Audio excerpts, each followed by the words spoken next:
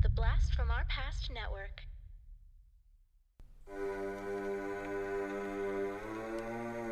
Lock your doors, close your windows, turn out your lights, for chills and thrills await you.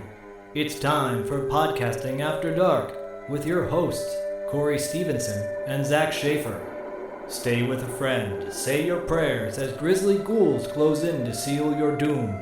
Tonight's episode, The Void, starring Aaron Poole, Kenneth Welsh, and Kathleen Munroe.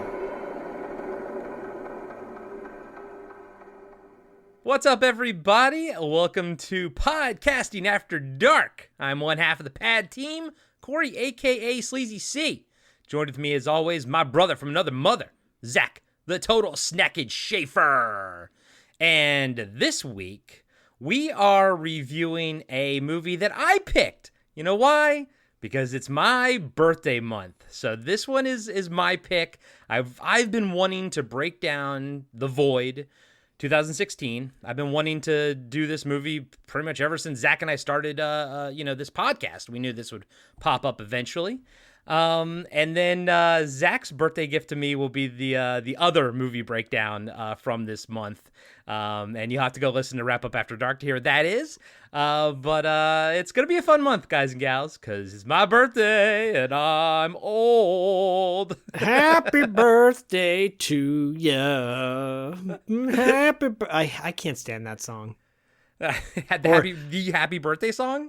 No, the one by Stevie Wonder. Just oh, happy birthday to ya. Yeah, I have a long history with that one. Or I could do the one where the choral singers would come in from high school and be like, da-na-na-na-na-na, they say it's your birthday. I know that song. And then they would go, it's my birthday too, yeah. Wait, no, it isn't. That's right, it's not. Happy birthday to you. Get the fuck out of here. That's like some Applebee's shit right there. Yeah, that's what they would do in high school. The choral group, you get a choralgram. God. Little Zachy in class? Is Chris Trinellis in here? That's me. Da-na-na-na-na-na. Oh my God, here we go.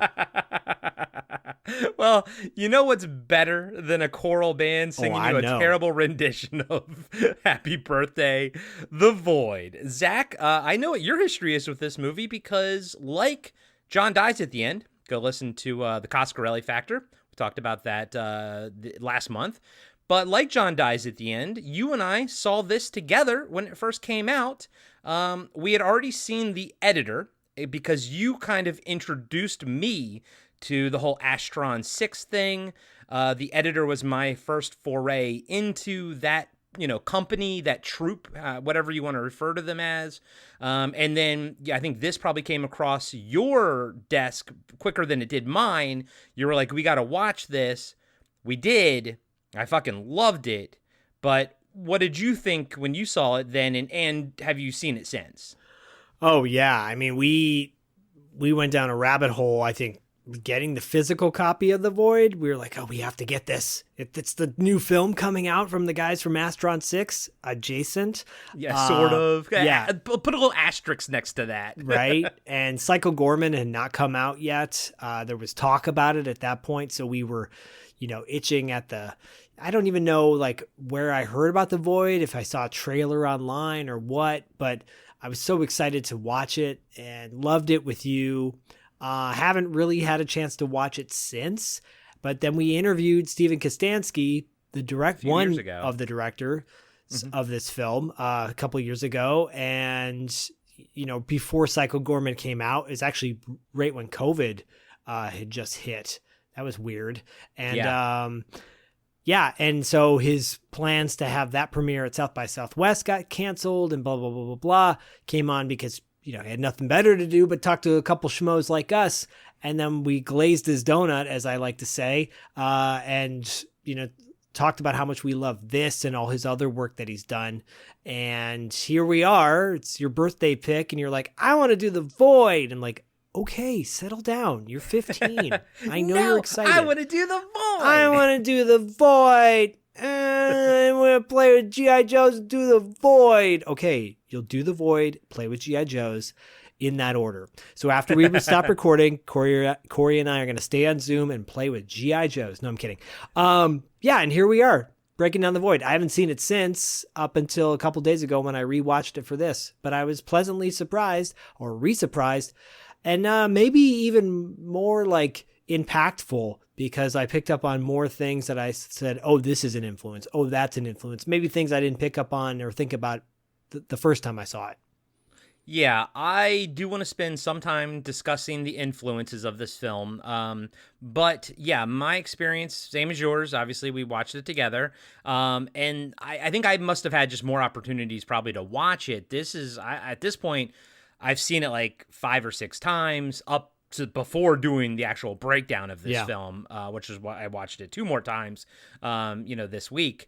But again, make another comparison to John Dies at the End. This is one of those movies where every viewing I pick up on something like a little bit more. I start piecing things together a little bit more, and I enjoy the movie more every single time I watch it. And maybe it is because of those familiarities, like, this thing wears its homages and its influences on its sleeve. And I don't even know. I think I had seen Prince of Darkness.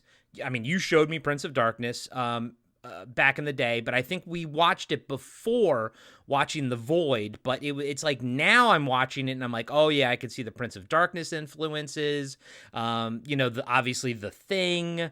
The ending is obviously an homage to The Beyond, and but it's one of those things where they do these homages right. Like this is how you do an homage. This is how you do like an influence. This is how you show what your influences are. You don't rip them off.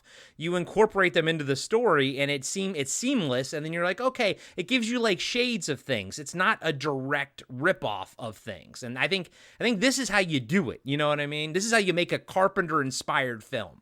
Oh yeah, totally. You don't rip off a scene. You just make, like you said, an homage, and it's obvious the similarities between like the movies you mentioned, and again I would add on to that Event Horizon and Halloween 2 and Hellraiser, From Beyond, like all of those elements to it definitely were a factor, and it's such a fast movie at 90 minutes and there's so much that happens in a short period of time.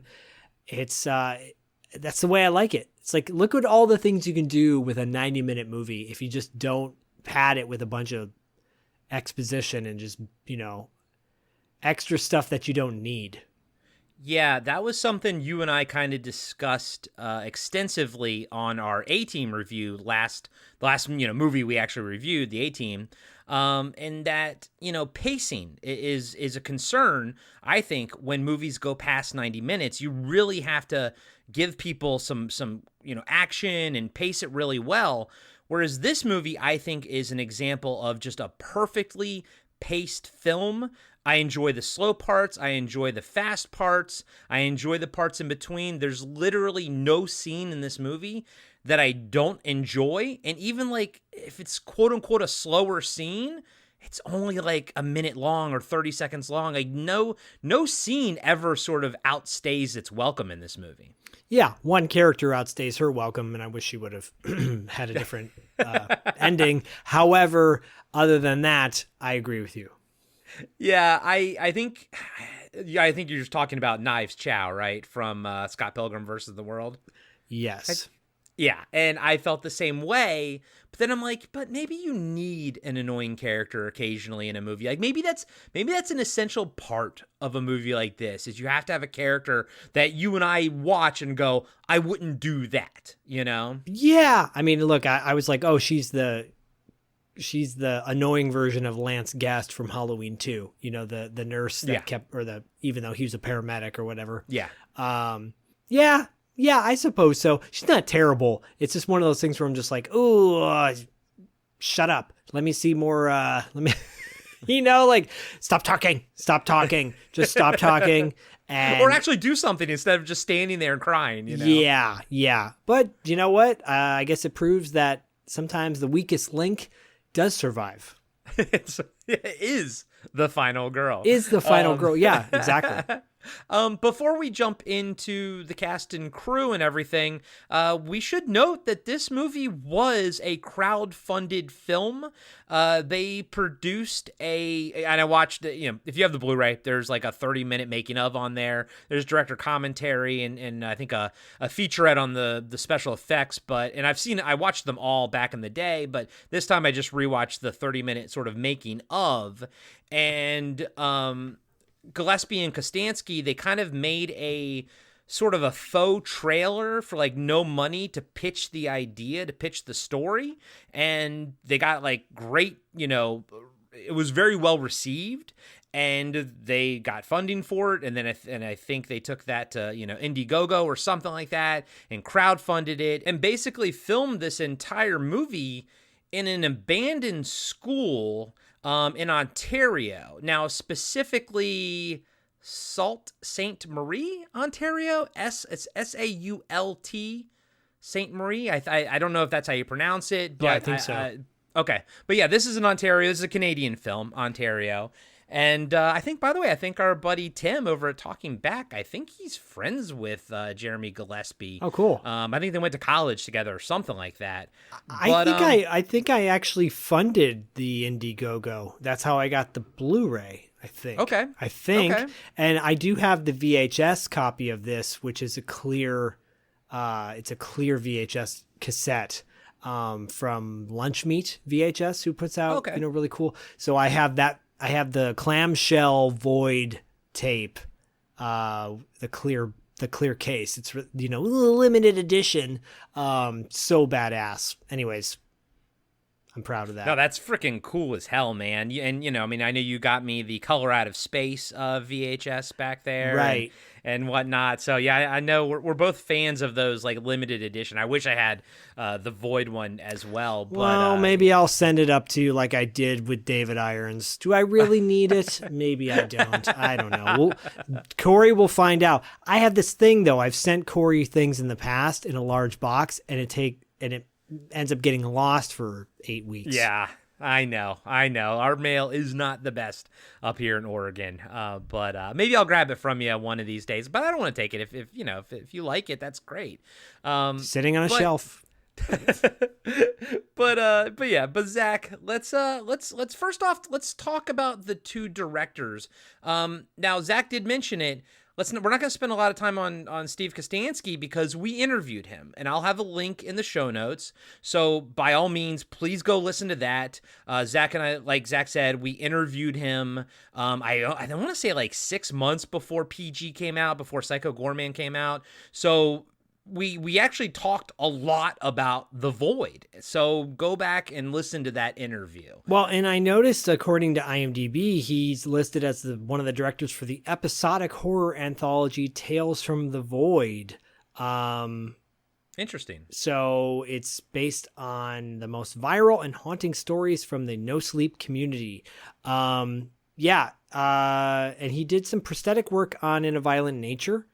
And so that movie's awesome, by the way. And there's one particular kill that is fan-fucking-tastic, and apparently that was his sort of doing. Of course it was. Yeah, he did the prosthetics for Tales from the Void. But as a director, he just had Frankie Frico come out, and we will cover Frankie Frico later this year. I'm very excited to do that. And Steven Kostanski, he Kostanski covered Psycho Goreman, which we reviewed way back in season 1, I believe. Yeah, that's become a staple for me, down to the point that I haven't shown it to my son Bodie, but he's very much familiar. Psycho Goreman's wound up in his lunch notes, So yeah. Steven Kostanski is a really cool dude, and he's one of those guys where we were like, oh, we should have you back on, just like to co-host an episode of something. And he said, oh yeah, sure. But that was like 3 or 4 years ago. So, Steven, if you're listening, we will be having you on the show, and, you're going to be a part of the show. If you want to, of course. No, you're just going to come on the show. Sound like a threat. You're coming on the show. motherfucker. You understand? Let's threaten Steven Kostanski. I'm putting a scalpel to your neck right now and saying you're coming on the show. So this movie is co-directed by Steven Kostanski and Jeremy Gillespie, and a lot of people should know him from Father's Day, like that was an Astron 6 production. But it's interesting because he's also like, just like Steven Kostanski kind of does other things too. Like he's like a first assistant director on like It and like The Shape of Water and stuff like that. So like he does other things as well. He does, but he doesn't have a profile pic on IMDb, and you guys all know how we feel about if you don't have a profile pic, we're not going to talk about you. Just kidding. Just kidding. No, he is obviously, you can tell the difference between the two directors and the two directors' styles in this film. I mean, he's super accomplished, and look, y'all got to make money, At least they can continue to work in the film industry, not always being able to direct projects, but this allows them to do the stuff that they love to do. So I love that. And Zach, why don't you at this point fill in all the listeners if they don't know what this is?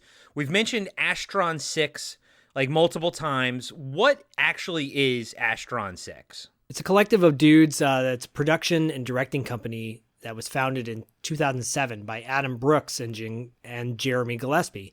Some of the other guys included in this group are Matt Kennedy, Connor Sweeney, and of course Steven Kostanski. And they have done several projects, including Manborg, love, Father's Day, love, The Editor, Double Love, obviously The Void, and Divorced Dad, to just to throw out a few, and Frankie Frico, of course. So is The Void, I mean, because there's no title card for Astron 6 in front of The Void. Is it technically an Astron 6 production, or is it sort of just the DNA of Astron 6 is in it? I think it's, they're all so did Astron 6 cream pie The Void? Yeah, wow. It took you a second. I could see it's on Zach. He starts talking, then he realized what I just said. Yeah, I pulled a Hulk Hogan for a second there when someone obviously dissed me and I didn't realize it, brother. They all work together, So yeah, it's not by name, it's not an Astron 6 movie, but I would consider it an Astron 6 movie. Yeah, me as too. I wipe the bukkake off my face.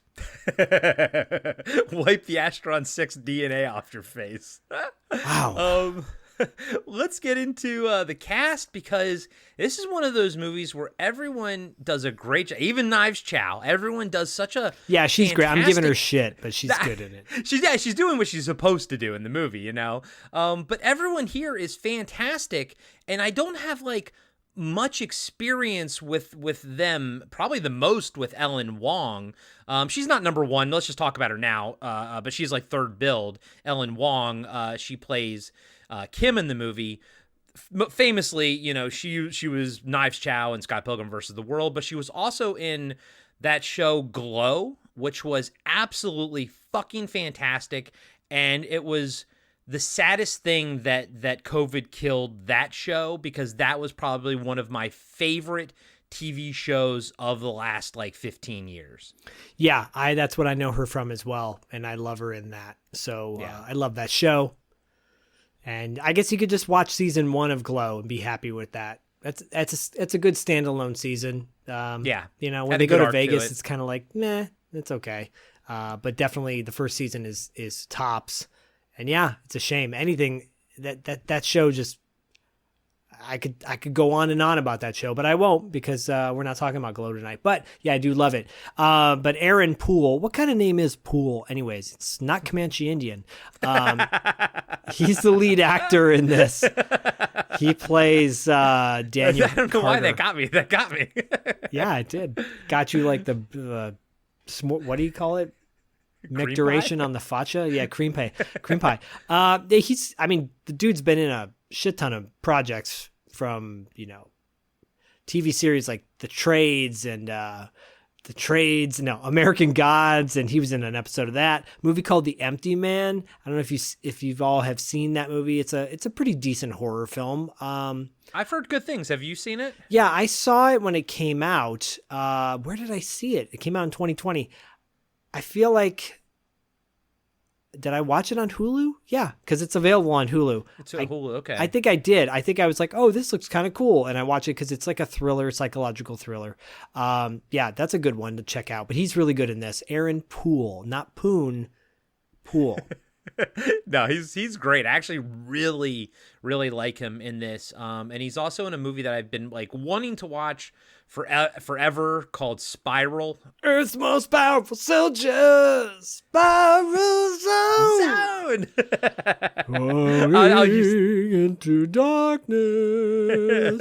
Hey, Steven Kostanski, go direct Spiral Zone. Do a movie version of Spiral Zone. Please do, and then reissue the toys so we can buy them, and then just have them like make them the exact same toys, just reissue them because they were freaking awesome. If they're making pop figures of Power Lords, yes, there are pop figures of Power Lords. If that exists, then there needs to be a Spiral Zone figures. Absolutely. Don't give me this whole, oh, we don't have the licensing. Come on. Yes, you do. Dirk. I need a Dirk figure. Kenneth Welsh plays Dr. Richard Powell. He was the narrator on Psycho Goreman, but I mean, he has an incredible filmography. Yeah, I mean, most people will know him. I'll just bring it up because it's timely with David Lynch passing away, but he was on Twin Peaks, and he was great in that. But he's been in every mainstream, indie, mainstream, everything. Oh yeah, and he's like one of those old school, actors. He passed away, I think, in 2022, maybe. But at the age of 80, yeah. At the age of 80. But he had like 243 credits to his name. So yeah, he's been around for a long time. He's all the way back to the X-Files. I mean, well, he goes back even further than that, but he was on the X-Files too. Yeah, for our Canadian friends, to quote Rush, he was a working man.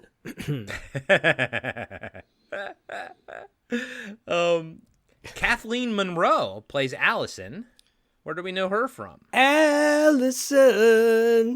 She was in the TV show called Call Me Fitz. No, that was terrible. Yeah, she was in a show called Fitz. Did you watch Fitz? Nope, never even heard of it. Jason Priestley was in that show. Okay. Yeah. Okay. It's I think it was pretty popular. It was like was it a Roku show or something? It might have been. Okay. Yeah, but she's been in a bunch of stuff like Law and Order and a lot of TV series. High Potential, Law and Order. She was in The Car, Road to Revenge, which is it's a sequel to that movie, The Car, that we covered.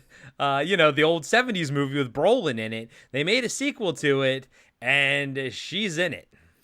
When did that movie come out? I think like 2019. Holy crap. Where were we? How do we sleep on this? I don't know. Probably because the cast is a bunch of people that we haven't heard of. Well, Ronnie Cox is in it. What the hell? He's probably playing the same character. Yeah.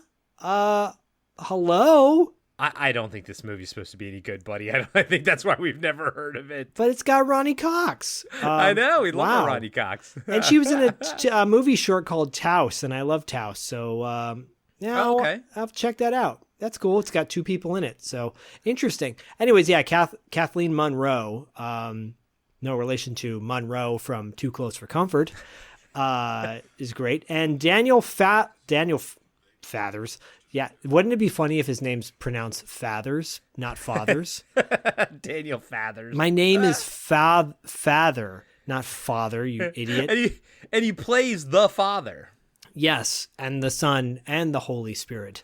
He was in House of the Dragons.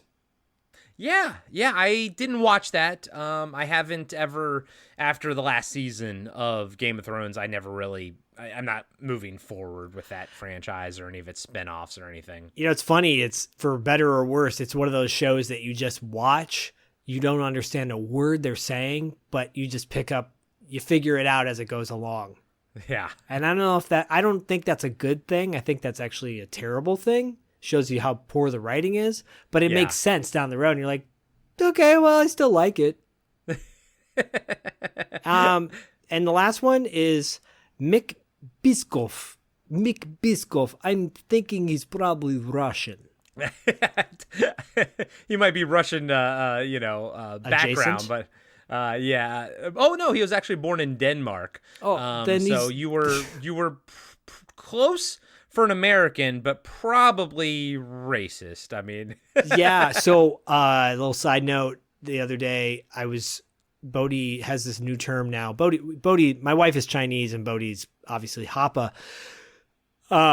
But the other day, I was reading a book to him, and the character's name is Will, but it's spelled W-I-L. And he's like, that's kind of a generic name. And I go, well, maybe it's Wool. He goes, that's Chinese racist, Dad. I go, what? No, it's not. He goes, yeah, that's Chinese racist. The way you said it, Wool. I go, no, it's not. That's not Chinese racist. You're like, no, I'm not racist. I'm not racist. And then we were talking about the story Rikki Tikki Tavi. Do you remember that story from your childhood where the little kid has a Rikki Tikki Tavi, Yobro Tembo, Pip Perry Pembo, like this super long ass name? Absolutely not. Oh, you never heard of this? Never heard of it. So it's a childhood, like amazing illustrations. It's about a kid with a super long ass name and his brother Chan, who is just Chan. And Chan falls in the well. Rikki Tikki Tavi goes and finds this old man to rescue the kid from the well and save him. Well, Rikki Tikki Tavi falls in the well, but his name is so damn long, and it takes the kid so long to finally find someone to get him out of the well that he almost drowns, right? And the moral of the story is all Chinese boys moving forward were given short names instead of long ones. And I thought, oh, this is a Chinese folktale. It's got illustrations that look like they're straight from China. And turns out it's written by a white woman. Yep. Saw that coming. Who had no connection whatsoever. No connection, no knowledge. Right. So that's Chinese racist. And you explained all of this to your son, right? Well, Bodhi's like, Rikki Tikki Tavi, that's Chinese racist. I go, yep, you sure is. And he goes, and Dad? Yeah, I go, Daddy? And he goes, yeah. Will is still Chinese racist. I go, no, it's not. You're like, God damn it, I can't win.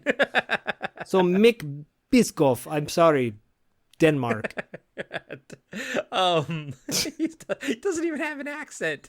He's born June 12th, is the day after me. Oh, well, there you go. I actually recognize him from, I used to watch Once Upon a Time, that TV show back in 2014. Show? Yeah, I used to watch that show. Okay. I used to watch a lot of TV back in. Did you watch Almost Human? I did. I actually fucking did. Yeah, so he played Shifty Guy. Did you watch Good Doctor? No, I didn't watch that, but I do remember that. Did you watch The Magicians? I do remember The Magicians. No, and did you watch Supergirl? I did watch some Supergirl, but I didn't watch him. Did you watch Supernatural? No, I didn't. Did you? Never mind. I'm done. You watched iZombie, didn't you? You watched iZombie. Yep, I watched iZombie. Yes, yes, I did watch iZombie. Corey's sitting over there with a bucket of popcorn watching TV. Yeah. I love these commercials. It was a whole different time. This was like 10 years ago, man. It's wild. So outside, there's a couple other people that are worth noting in the cast. Well, but we will call them out when we get to them in the breakdown. Yeah, there's actually one that, like, again, 6 viewings prior, never realized it was him. And then I'm looking on IMDb and I'm like, who is this guy? And I'm like, my jaw hits the fucking floor. So we'll talk about him when he pops up in the movie, because it's almost a glorified cameo because he's only in it for a few scenes. Or a cameo glorified. There you go. Oh, buddy, are you ready to break down The Void? I'm ready for entrails and sliced faces. Let's do this. I can see it all before me.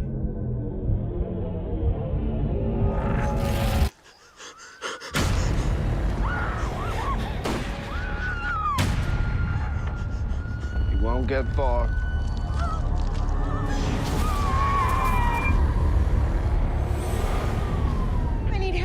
Try and bring a stretcher. Where'd you find this guy? Give you a copy of Code 3 and I need assist.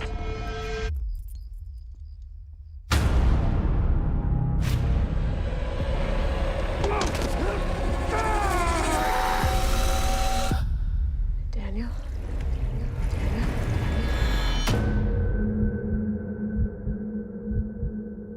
Who are they? There is something calling them all here. I've seen this place before.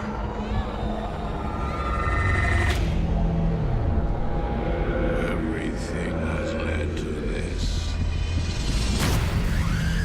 You will become something remarkable. They did killings and sacrifices. It made people change. Nothing else matters now. It's not real. It's not real. This isn't the end. Statistically, you're more likely to die in a hospital than anywhere else. It's your birthday, so you better, for Corey's birthday, he gets to break down his own movie. I know. Break it down, bitch. I know. Can I tell you all though? I had an absolute blast breaking this one down. But that being said, I'm very much looking forward to Zach's birthday present to me, which is his movie that he's going to break down, which is a little bit of a sleazy sex romp, maybe. Hey, I haven't watched it yet, so I don't know. I will just say right now, something lives rent-free in my mind, unfortunately. It's the opposite of an earworm. It is an earworm because I want to get it out of my head. The first time we made love. That's going to be stuck in your head moving forward. I love how someone out there listening is like, is he referring to the first time him and Corey made love? And the answer Maybe. is yes. No, look, American Pie is a sex comedy, right? Yeah, I would say. Yeah, teen romp sex comedy. Absolutely. Yeah. Aren't there other, what's the last sex comedy you can think of? No, it was those. It was those. Like, I mean, they were much more prevalent back in the day, but let's shift this conversation over to that movie when we discuss it. Yeah, if y'all know what we're talking about, you can find out ahead of time if you go to patreon.com/podcastingafterdark. That's patreon.com/podcastingafterdark. All legal and void things apply. Void. Yes. That void. Yes, void and void. The Noid. I almost called this the Noid. And I was Avoid the Noid.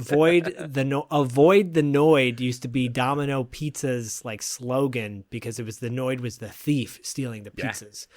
Well, I thought he was making them cold. Yeah, I had a Noid figure. Yeah, me too, dude. A little PVC, little plastic, PVC guy. And then I had Noids on the inside of my nose, and I had to get them lanced off. But not a void. I love those commercials because they were stop motion. Oh, and so that's cool. why I also like the California Raisin commercials too, because they were stop motion. Are those racist though? Probably. Probably. Are they Chinese racist? Some kind of racist. Yes. The movie opens in an old rural house in the middle of nowhere. There are old newspapers taped to the windows, and we see someone dead on the floor. We also hear screams coming from further inside the house. All of a sudden, someone runs out the front door and into the darkness. It's James, played by Evan Stern. I initially wrote down, oh, look, it's a Canadian Pete Davidson. He does have that vibe. He does. Actually, and then I went to his profile pic, and I'm like, oh, he is the Canadian Pete Davidson. He was in RoboCop, the one from 2014. I actually like that one. I watched it once. I fucking hated it. But what? How could you? Everyone got that Joel I know in who watches Letterkenny knows him. He plays Rold on Letterkenny, which is a big time comedy show. That's Canadian, I believe. That one. It is, but my let's talk brother-in-law. about RoboCop. Let's not ever talk about RoboCop. It's got the human thumbprint, Michael Keaton in it. His face looks like a thumbprint because of all the wrinkles. No, I get it, but like, I was literally just be like, I don't even remember that he was in that movie. It was not bad. It was not bad. Okay. It's better than Riddick. Oh, okay. All right. We don't need to do this. They say it's your birthday. Steven Kostanski's like, I'm unfollowing this shit. Bleep, turn off now. But yeah, he's Letterkenny. People out there who watch Letterkenny, I know a lot of people do. He plays Rolled. Isn't that a Pearl Jam song? Letterkenny? No, it's Ledbetter or something. Yeah, it's Ledbetter. Okay. What's going on with you tonight, buddy? You okay? No. He's like, Zach just made this face like, Nope. Maybe not. I don't know. Maybe I'm having a stroke. I don't know. Yep.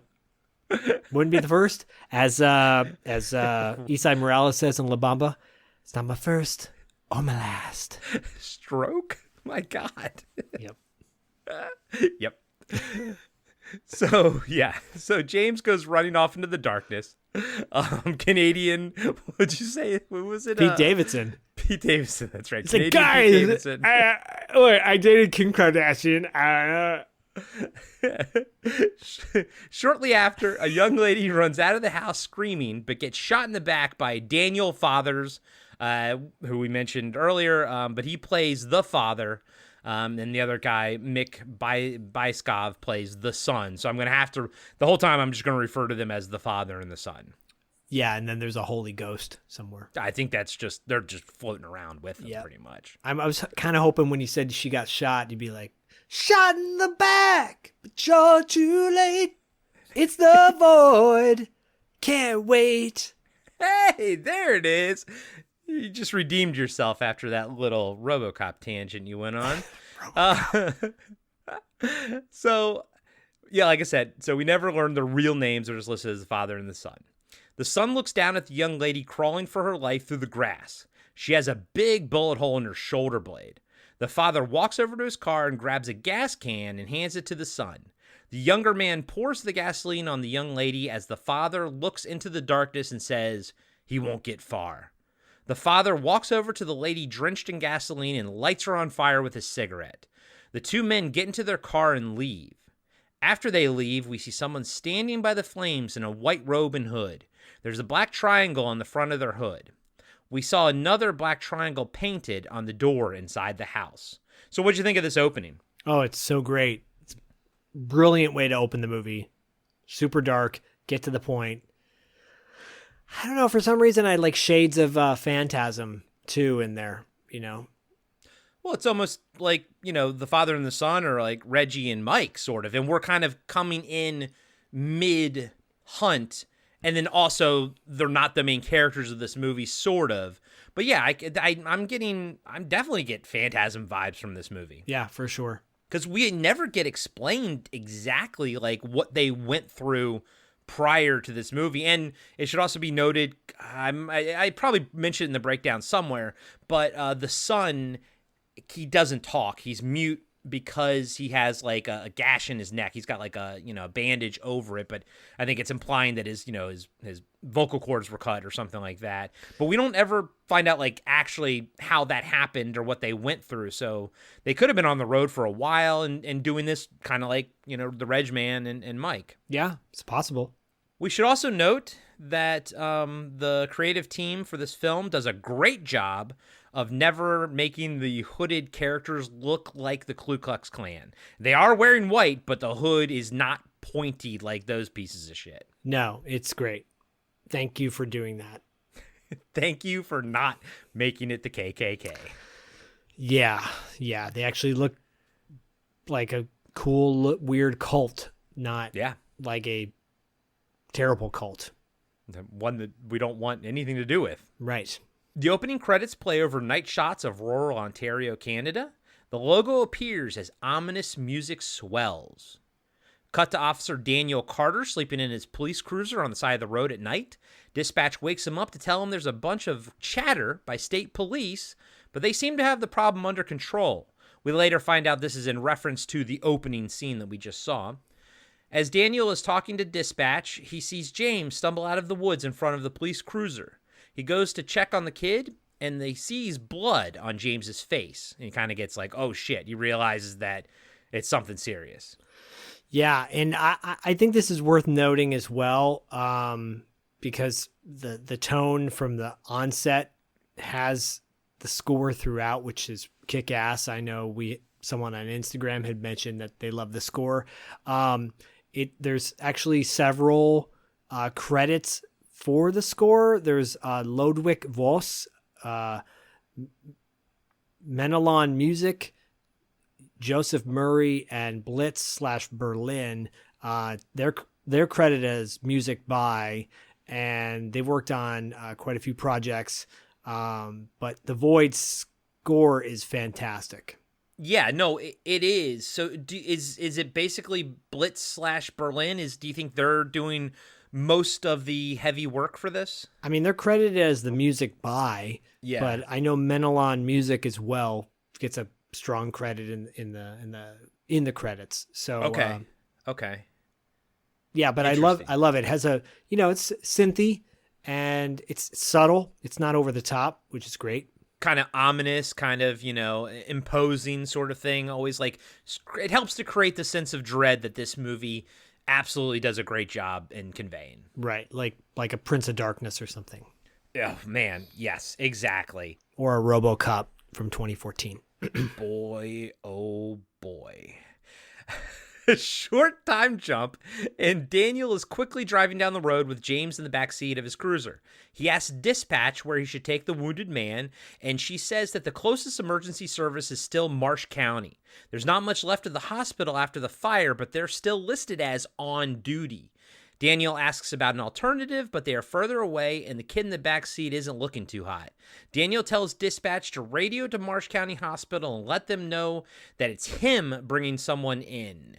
I do like how they kind of build this up that you'll eventually and quickly find that Allison and, Danny/Daniel are kind of recently divorced, but I like how it starts out, and I like how he's like telling dispatch, he's like, just tell him it's me, please, just tell him it's me coming, Yeah, and I wrote down too, early on in this movie, I said, for an indie movie, he looks like a cop versus other indie movies we've seen,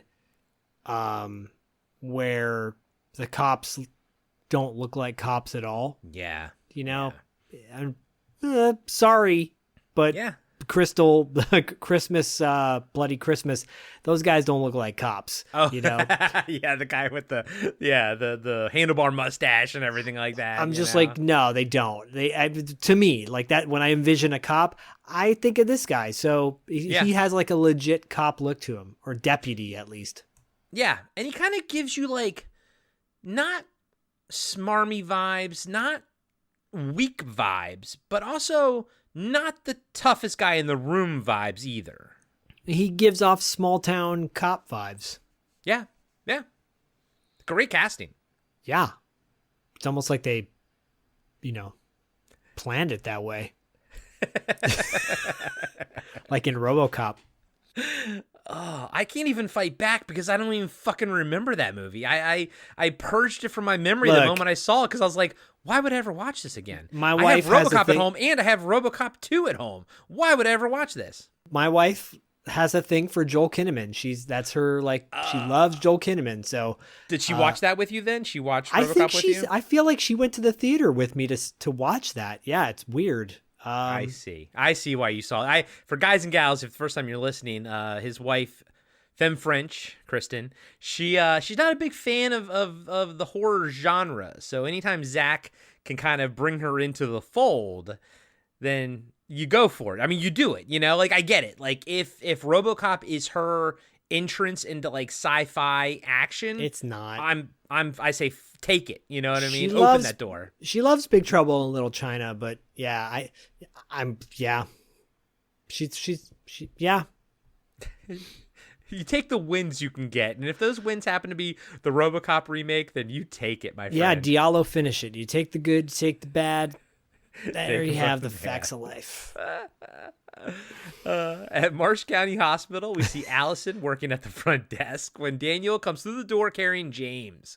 Allison calls Beverly to get a stretcher. Daniel asks if dispatch let her know he was coming, and of course Allison says that they didn't get any calls. At first I was like, oh, that bitch at dispatch, but then I'm starting to think maybe at this point the phones are not working. They just don't know it yet because they haven't had a reason to pick them up, Yeah, I agree. And this is the minute they walked into the hospital / school, I was like, oh, this is giving me Halloween 2 vibes all over again. Yes. Yeah, no, absolutely. And dude, being that this was a school at one point, they had to build walls to cover the lockers to make it look like an actual hospital. Like, a lot of money went into this like low budget indie film. And I mean, not a lot of money, but enough to make things happen. And then just a talented group of people went and worked their goddamn asses off to make this look like a hospital. And probably didn't get paid much, but Yeah. like, look what you can do when you really care about a project versus the crap that comes out of Hollywood all the time. Right? Yeah, exactly. And people were just doing it for a paycheck or whatever, Right.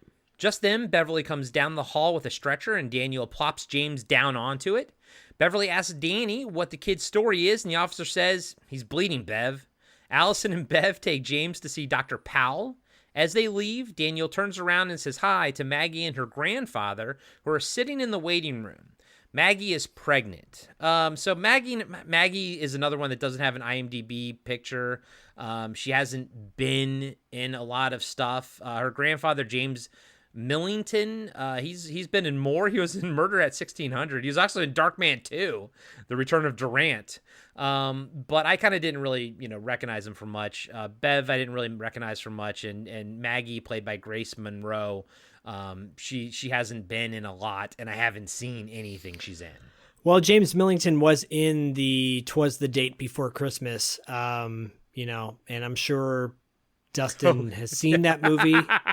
It's on the Hallmark Channel, so it probably has. Almost a guarantee. Guarantee, because it just came out last year. It's 2024. Yeah. He doesn't, he's not billed super high in the cast, but still. And he's also in The Art of Christmas.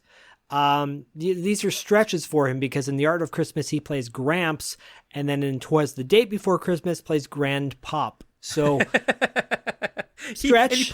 He plays grandfather in this movie too. So yeah, and he played Old Man in Slip. These are hard. Oh, in the Christmas Switch he played Dr. Johnson. So that was a big departure from. I'm just saying. But he's great in this. I actually, at the one point, I was like, he has the potential to be a badass. But that doesn't go the way I expected it. No, you kind of hope he's going to step up to the plate at one point, but I like what happens. It's a fun little twist. Beverly, played by Stephanie Belding, like she was in the Watchmen movie, she was in Existenz, but I don't like recognize her, or remember like who she was in those movies. Yeah, I mean she's working, she has a lot of credits, but just a good solid character actor. Yeah. I mean. Look, that's great. Sometimes it's better to be a character actor. You're constantly working. Yeah, seriously. Sometimes the character actors get fucking most of the work, Right. Cut to nurse in training Kim talking to a patient named Cliff. Zach, Cliff is played by Astron 6 member Matthew Kennedy, which, where do we know him from? So Matthew Kennedy, I love him in The Editor. He's great in that. He's in Father's Day. I mean, he's in so many great projects. He's in The Last Video Store, which I haven't seen yet, but I've heard really good things about. I know Lee Germani, our boy Lee, and Crystal both have mentioned it. I want to watch that too. We follow on Pad's Instagram. I think we follow the director of that. It's on my to watch list for sure. And then hopefully maybe if we like it, we can review it or something like that. But yeah, I've heard good things, mostly from Lee and Crystal. Yeah. Well, and they have great opinions. Yes, I like Christmas Bloody Christmas. I'm just, the handlebars threw me off a little bit. But he's great. And of course in Psycho Gorman, he's in that as well. So, we love Matthew Kennedy. Yeah, no, he's awesome, and he's kind of like he's not in this very much, like almost one scene pretty much. So I kind of get the sense that he sort of was doing like a favor for a friend type of thing. Yeah. Well, he's in the scene with Kim, and I'm like, oh, Kim is like the Lance Guest from Halloween 2, where she's like picking up on Laurie Strode. Mm-hmm. Dude, if you go back and listen to our Carpenter Factor, we tackled Halloween 2 as sort of like an asterisk because, it wasn't obviously directed by Carpenter, but, I think he directed a scene or two. So we're like, we should discuss it. Just like how on the Coscarelli Factor, we're going to discuss Phantasm Ravager, even though Coscarelli didn't direct it, but we want to kind of button things up. But when we talked about Halloween 2 on the Carpenter Factor last year, I've seen Halloween 2 like maybe 3 times. It was never one of my favorite ones. I actually very much like found my love for that movie on that viewing, but it's still not a part of like my DNA. So I didn't really kind of in my head put that together with this movie, but I'm glad that you are, because I see what you're saying, but it just didn't sort of jump into my mind immediately, but I'm glad you're seeing those connections. Yeah, because I love Halloween 2. I've seen that movie several times, and would love to see a double feature at like New Beverly or Arrow. That would be great. And then RoboCop, the original, then the remake. Fuck you. Just like Night of the Living Dead and Dawn of the Dead, there's so many different versions of Halloween that are put out. Like, it'd be cool if there was a fan cut of 1 and 2, or that would be awesome. Put together. Yeah, someone get on that. You go do that. Yeah, sure. Or you know what? I could just watch one and then right after the other one, put the other one in. That's amazing how you can do that with a DVD player or a Blu-ray. The first time I ever like saw a movie that took place, like the sequel took place right immediately after the first one, was Karate Kid 2. And as a kid, it blew my fucking mind because I'd never seen that before. I love that. I love what Karate Kid did. I feel like Rocky tried to bite off that a little bit. Well, yeah, I no, because I think Rocky kind of picked up. That was like a John G. Avildsen thing that he did, where he picked up. That was right after the other one. But man, yeah, Karate Kid 2, totally. I love that. It takes place right after. And then Karate Kid 3 takes place right after, but it just didn't have the same vibe because Karate Kid 3 doesn't have the same energy as Part 2. But anyways, no, that's a great comparison. What are you listeners? What are other movies you can think of where it takes place right after the first one?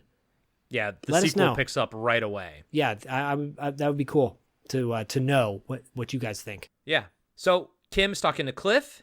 I love how sarcastic he is, and he's kind of smarmy a little bit in a fun way though. Yeah, he's like RoboCop. The remake is so much. Okay, all right. I'm for my birthday, I'm putting the kibosh. All right, fine. You get one birthday request. One birthday kibosh. Yes.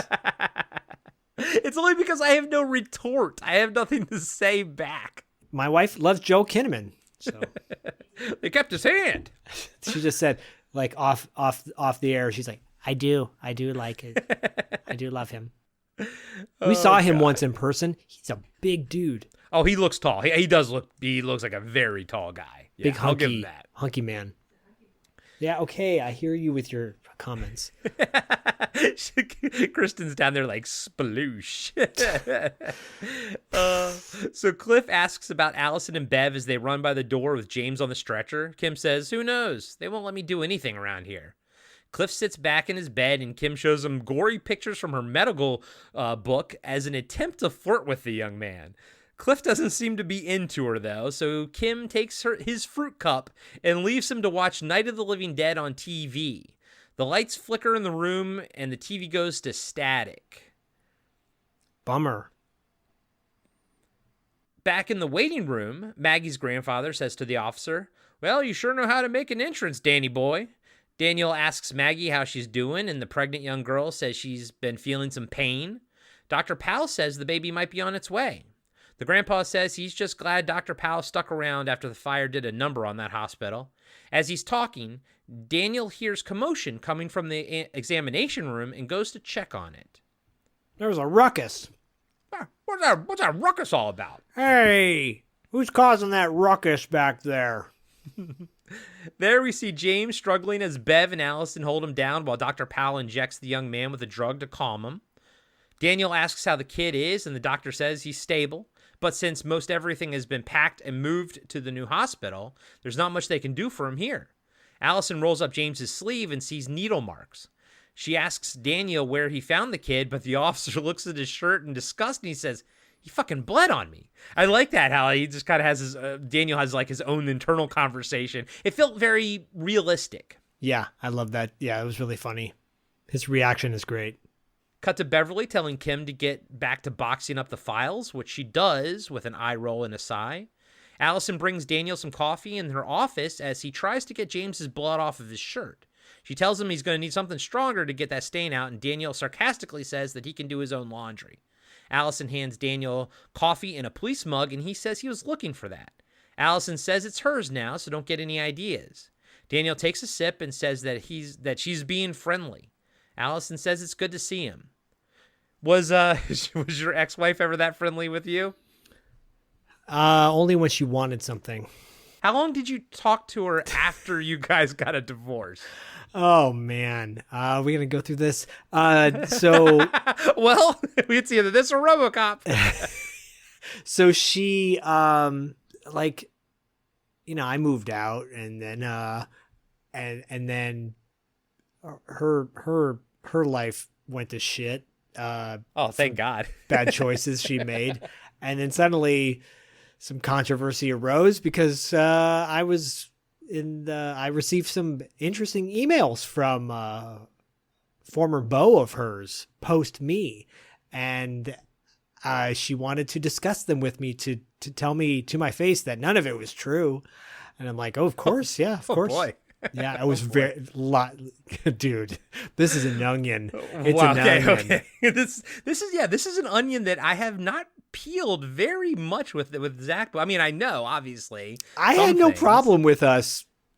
You know, it was all her choice. Thank God she made that choice, because I wouldn't be where I am now if it wasn't for that situation. Yeah. But yeah, I did not have that kind of connection. They seem to have a much more, amicable situation. Rapport? Yeah. Yeah. Mine was just like, nah, okay, whatever. Yeah. Well, when I got my divorce, I immediately moved to LA. So I 3,000 miles away. So I didn't have to really deal with her ever again. I did run into her mom one time when I went back to visit in Olney. And as I was opening the door and she was coming out of the business, you know, whatever establishment it was, I think it was Panera Bread. She was looking to the right, and I opened the door to the left, and she didn't sort of notice me. You know, she knew someone, you know, she said thank you, but she was kind of looking the other way, and I just went, whoa, and snuck right past her, because I was like, I do not want to, you know, go down this road. Did you make the noise? Did you go, whoa? As I closed the door. Oh God. Now I do know my mom ran into her like years later, and she was like, oh, we miss Corey. We don't like her current husband as much. And I'm like, oh my God. Good God. Oh, well. Yeah. As Mike says in Swingers, we all have stories. Yes, there you go. There you go. And as RoboCop says, dead or alive, you're coming with Joel Kinnaman, whatever the fuck his name is. And as Michael Keaton says, do I look like a human thumbprint? Look like a human thumbprint? Yeah, Michael, you kind of do, unfortunately. No offense. People are like, that's really fucked up. Kind of does. You kind of do. Put the Beetlejuice makeup back on. I know. I still need to see that, the new. Oh, it's fun, dude. Oh, it's really good. It's not because I don't want to. I just haven't had a chance. You're like, I'll watch Once Upon a Time. Oh, there's a new Gilmore Girls on. What's wrong with you? I'll go watch iZombie. iZombie. And Supergirl and Arrow and everything in the Arrowverse and everything on CW, essentially. Oh, God. Oh, God. Just then, Dr. Powell walks up to the divorced couple and asks if he's interrupting them. Allison takes her leave to jokingly make sure that Beverly hasn't killed Kim by now. Ooh, a little foreshadowing. Right. Dr. Powell tells Daniel that James is out and it'll be a while before the officer can question him. The doctor looks at Daniel and says, you should be gentle with Allison. She's still coming to terms with what happened. As you know, Daniel, there's nothing worse than losing a child. What is this like impression of Sean Connery you're doing? I don't know. It's an old man with white hair. Okay. I have one impression, and that's what it's a little Sean Connery. It's a little Sean Connery. It's not bad. It's not bad. When we lost Sarah, I was a mess. It took a long time to come back from that. You just have to keep going. It's turning into Jimmy Stewart. Whoa. Look, you just have to keep going. Just play with it for a little while. just play with it. It grows when you do that.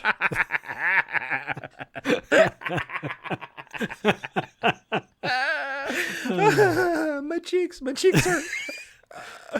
Oh, Corey's like, this breakdown's going to be so short. And like, yep, that means we're probably going to have, oh man. We're going to have a wild time. Yeah. Steven Kostanski, we're sorry what we're about to do to your movie. It's like, no, blame Jeremy Gillespie. Yeah, there you go. Jeremy's just crying. He's sitting over there just listening like Kyle Troy and Kyle Troy. What's this asshole smiling about? I'm going to be the one girl. I'm going to be the one. Oh, God, no. Okay, all right. Come on. I got to put my cheeks back. Oh, God. Go. I actually got tears coming down. As you should. Hey, everybody. Corey here. I just want to let you know that we'll be right back after these short messages. Hey, everybody. Co-host Corey here. Unfortunately, our friends Dustin from $2 Late Fee and his wife Erin, and Max from Ready to Retro and his wife Jasmine, they lost their entire homes in the Altadena fire. 2 GoFundMe campaigns have been set up, one for each family. And I've put the links in the show notes below. If you have, any inclination or the means, please consider donating to both of those GoFundMe accounts. I mean, I can't even imagine what they're going through right now, literally losing everything in the fires. And it's heartbreaking. And I mean, it's crazy in Los Angeles right now. So like I said, if you have the ability or the means, please consider contributing to their GoFundMe accounts to help them rebuild their lives. Thank you guys so much, and now on to the show. And now, back to the show. We get some moody shots of the mostly empty hospital at night, and the music is foreboding. Again, yeah, like Zach said, the music's fucking so awesome. Good, yeah. Back inside the hospital, Daniel is walking through the halls when he hears something coming from Cliff's room, the patient that Kim was flirting with. He sees Beverly from behind, standing by Cliff, and asks if everything is okay. Daniel's jaw drops as he sees Beverly pull a pair of scissors out of Cliff's eye socket. Oh. So good. The kid is clearly dead. Sure about that? Oh, yeah, who knows? As she turns around, Daniel sees that most of her face has been ripped off. The nurse points and says, "This isn't my face." Then she starts cutting flaps of skin away as Daniel watches in horror. Beverly says, "It's not me," as she slowly turns the scissors around like a knife. Daniel puts his hand on the gun and pleads with her to stop. Bev raises the scissors and walks towards Daniel, and he drops her with one shot. Alice and Kim and Dr. Powell come running to see what happened and are shocked by what they see. Daniel tells them what happened and says he has to call it in. Allison tells him to call from the front office, but he stumbles into the bathroom and looks down at his trembling hands. Daniel throws up in the stall, then passes out on the floor of the restroom. So, we're, I don't know, 17 minutes into the movie, and it's all, it has begun. And, they were interviewing the actress, I just forgot her name, but Knives Chow, Kim. Yeah. And she's like, in some movies, a nurse, Bev, cutting off her own face, that would be the 10, on the scale of 1 to 10, how horrible things are. But she's like, but in this movie, it's like a 1 or a 2 because it's literally just the beginning. Yeah, no, I love it. It's such a shocking moment. So while he's passed out on the floor, cut to an ominous montage, which we later find out is a vision that Daniel has when he was passed out. But we just know it's a montage right now. We see dark clouds rolling across the sky. a barren alien wasteland, a massive cosmic cloud reaching out from space, the inside of a womb, and finally the shadow of a massive triangle appearing over said barren wasteland. My favorite shot is that one of the cloud in space. Yeah, it's so cool. And again, it's like, think about a low budget film looking better than most big budget movies. Better than it has any fucking right to look. Absolutely. And I believe, I know that Jeremy Gillespie does a lot of the graphic design for movies and stuff, but I know Kostanski does a lot of the prosthetic work. I don't know who's doing like that, like the cloud shot in space. I don't know who created that. I will just say Lucio Fulci. Fuck yeah, dude. Yeah. We know From Beyond is cosmic horror, Barbara Crampton and everybody. We broke that movie down. But The Beyond, I guess that's not really cosmic horror. That's the Fulci movie. That's more just a supernatural horror. Supernatural. Super. Yeah, I mean, it's dream horror. Okay. This is dream horror to me. Okay. All right. And dream horror is very much sort of, I'd say, in the same ballpark as cosmic horror. Yep. Okay. I think. Back in the real world, Daniel wakes up on the floor of the hospital bathroom with Allison and Dr. Powell next to him. Allison tells him it looks like he might have had a seizure. As Daniel climbs to his feet with the doctor's help, he says he has to call the shooting in. Allison says there's another officer already here. Daniel asks how long he was out for, but the doctor says not long. The trooper was already on his way. Allison says it has something to do with the kid Daniel brought in earlier. The doctor insists that Daniel takes his fainting seriously. He just experienced a very traumatic event. Daniel insists, and Dr. Powell says he's stubborn just like his father was. Daniel says he's good, and he goes to meet the trooper. Cut to Trooper Mitchell, and Zach, who is he played by? So Trooper Mitchell is played by Art Hindle, who I think listeners will remember from Black Christmas. I really love Black Christmas, okay? I just, I know people go gaga. I didn't go gaga. But you love it just as much as you love RoboCop remake. Yeah, that's accurate. 78 Invasion of the Body Snatchers. Best one out of all of them. The Brood. Yes. Great movie, The Brood. Yes. Also in Porky's. Like, the guy is, he's a legend. So the first 6 times I watched this movie, I had no fucking clue that Mitchell was Art Hindle. Invasion of the Body Snatchers, 1978. We got to cover that at some point, dude. I fucking love that. You know what? I say we cover that and the one with Gabriel Anwar back to back, because I like that one as well. Sure. Yeah, I'll do that. Yeah, sure. Why not, right? Yeah, buddy. And of course, The Brood. What are your thoughts on The Brood? So I love The Brood. Brood's great. Give me more Brood. But yeah, all you patrons out there, or prospective patrons, if you're thinking about signing up to our Patreon, because we have many great Patreon members already. We love you guys. We do. Thank you again for all the support. But if you sign up at the highest tier on patreon.com/podcastingafterdark, you can be a producer of the show. You can choose the movie we'll break down. You could choose 1978's Invasion of the Body Snatchers. You could choose the Abel Ferrara remake. You could choose The Brood. 2014's RoboCop. You could do that. You can choose 2014's RoboCop. Ask Brian. We did the 2010 A-Team remake. Right. So, it's dealer's choice if you sign up to our Patreon now, but only now, as of this episode.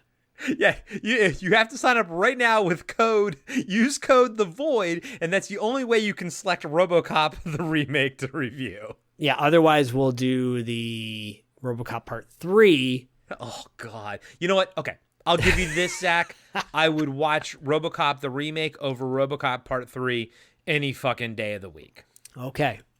Okay, we're cool now, right? No. No, because you said cream pie earlier. You forced me into a corner, and this is how I fight. This is how I retaliate with my goddamn hands. This is Kirk Douglas. Oh, God. Oh, man. I'm going to need the ice packs for my cheeks later. And I'm not talking about my butt cheeks. Oh. So good. All right, we'll start from the top. Cut to Trooper Mitchell writing something in his notepad when Allison and Daniel walk up to him. Daniel tells Mitchell what happened, then asks how he got here so fast. The trooper says, "Your guy in the other room. We got a major bloodbath about 20 miles north of here. Looks like he tore the place up like a butcher shop." Allison confirms that most of the blood on James did not belong to him. Mitchell says that James has a long list of drug-related priors and might have given Beverly a dose of something. Mitchell has him cuffed to the bed for the time being. He then tells Daniel that he has to take his firearm from him. As Daniel hands the trooper his gun, Mitchell says, "You know, Daniel, your dad was a stand-up cop. I wonder what he'd think if he saw this shit show." Mitchell asks for a head count, and Allison tells him who's in the hospital. Daniel asks the trooper if he can call this in, and Mitchell reluctantly agrees. Now, I will say, Art Hindell, I mean, he brings like a lot of gravitas to this character. He does, but I'm like, you're kind of a dick, dude. Oh, right out of the gate. I wonder what your dad would think. Well, my dad's not here, jerk. He's dead. My dad's dead. I love my dead gay son. I love my dead gay dad. Oh, man. We should do Heathers at one point. We should do Cuffs at one point. Sure. Are you not? Oh, they're both fan? Christian Slater. Yeah. Oh, yeah. I am a Cuffs fan. You couldn't figure out how I went from Heathers to Cuffs. Yeah, and then I was like, oh yeah, Christian Slater. We should do Gleaming the Cube, but I guess that's more of a $2 late fee movie. Oh yeah, that would be a decent. Well, is Cuffs a $2 late fee movie? It might be more than a Pad movie, right? Yeah, of course it is. Yeah. Those are both $2 late fee movies, but Gleaming the Cube definitely is coming up. Christian Slater, True Romance is more of a Pad movie. Yes. Daniel walks up to the front desk to use the phone, but the line is dead. So maybe it's always been dead and they just didn't have a reason to call anybody, and that's why dispatch couldn't get through to begin with. Right. He radios to Mitchell that he's going to use the radio in his police cruiser. Daniel walks out of the hospital to his car that's close to the entrance. That you have to note that's important. He tries to reach dispatch, but only gets static on the radio. He sits back in his seat trying to figure out what to do next when he sees a person wearing a white robe and a hood with a triangle in the front of the hood standing in the parking lot. Daniel cautiously gets out of his car and asks what the person is doing. Just then, a large booming sound echoes across the landscape, startling Daniel. It's not quite like a tornado warning, sort of in terms of like tempo and tone, but it has that same sort of massive like sound reach to it. Yeah.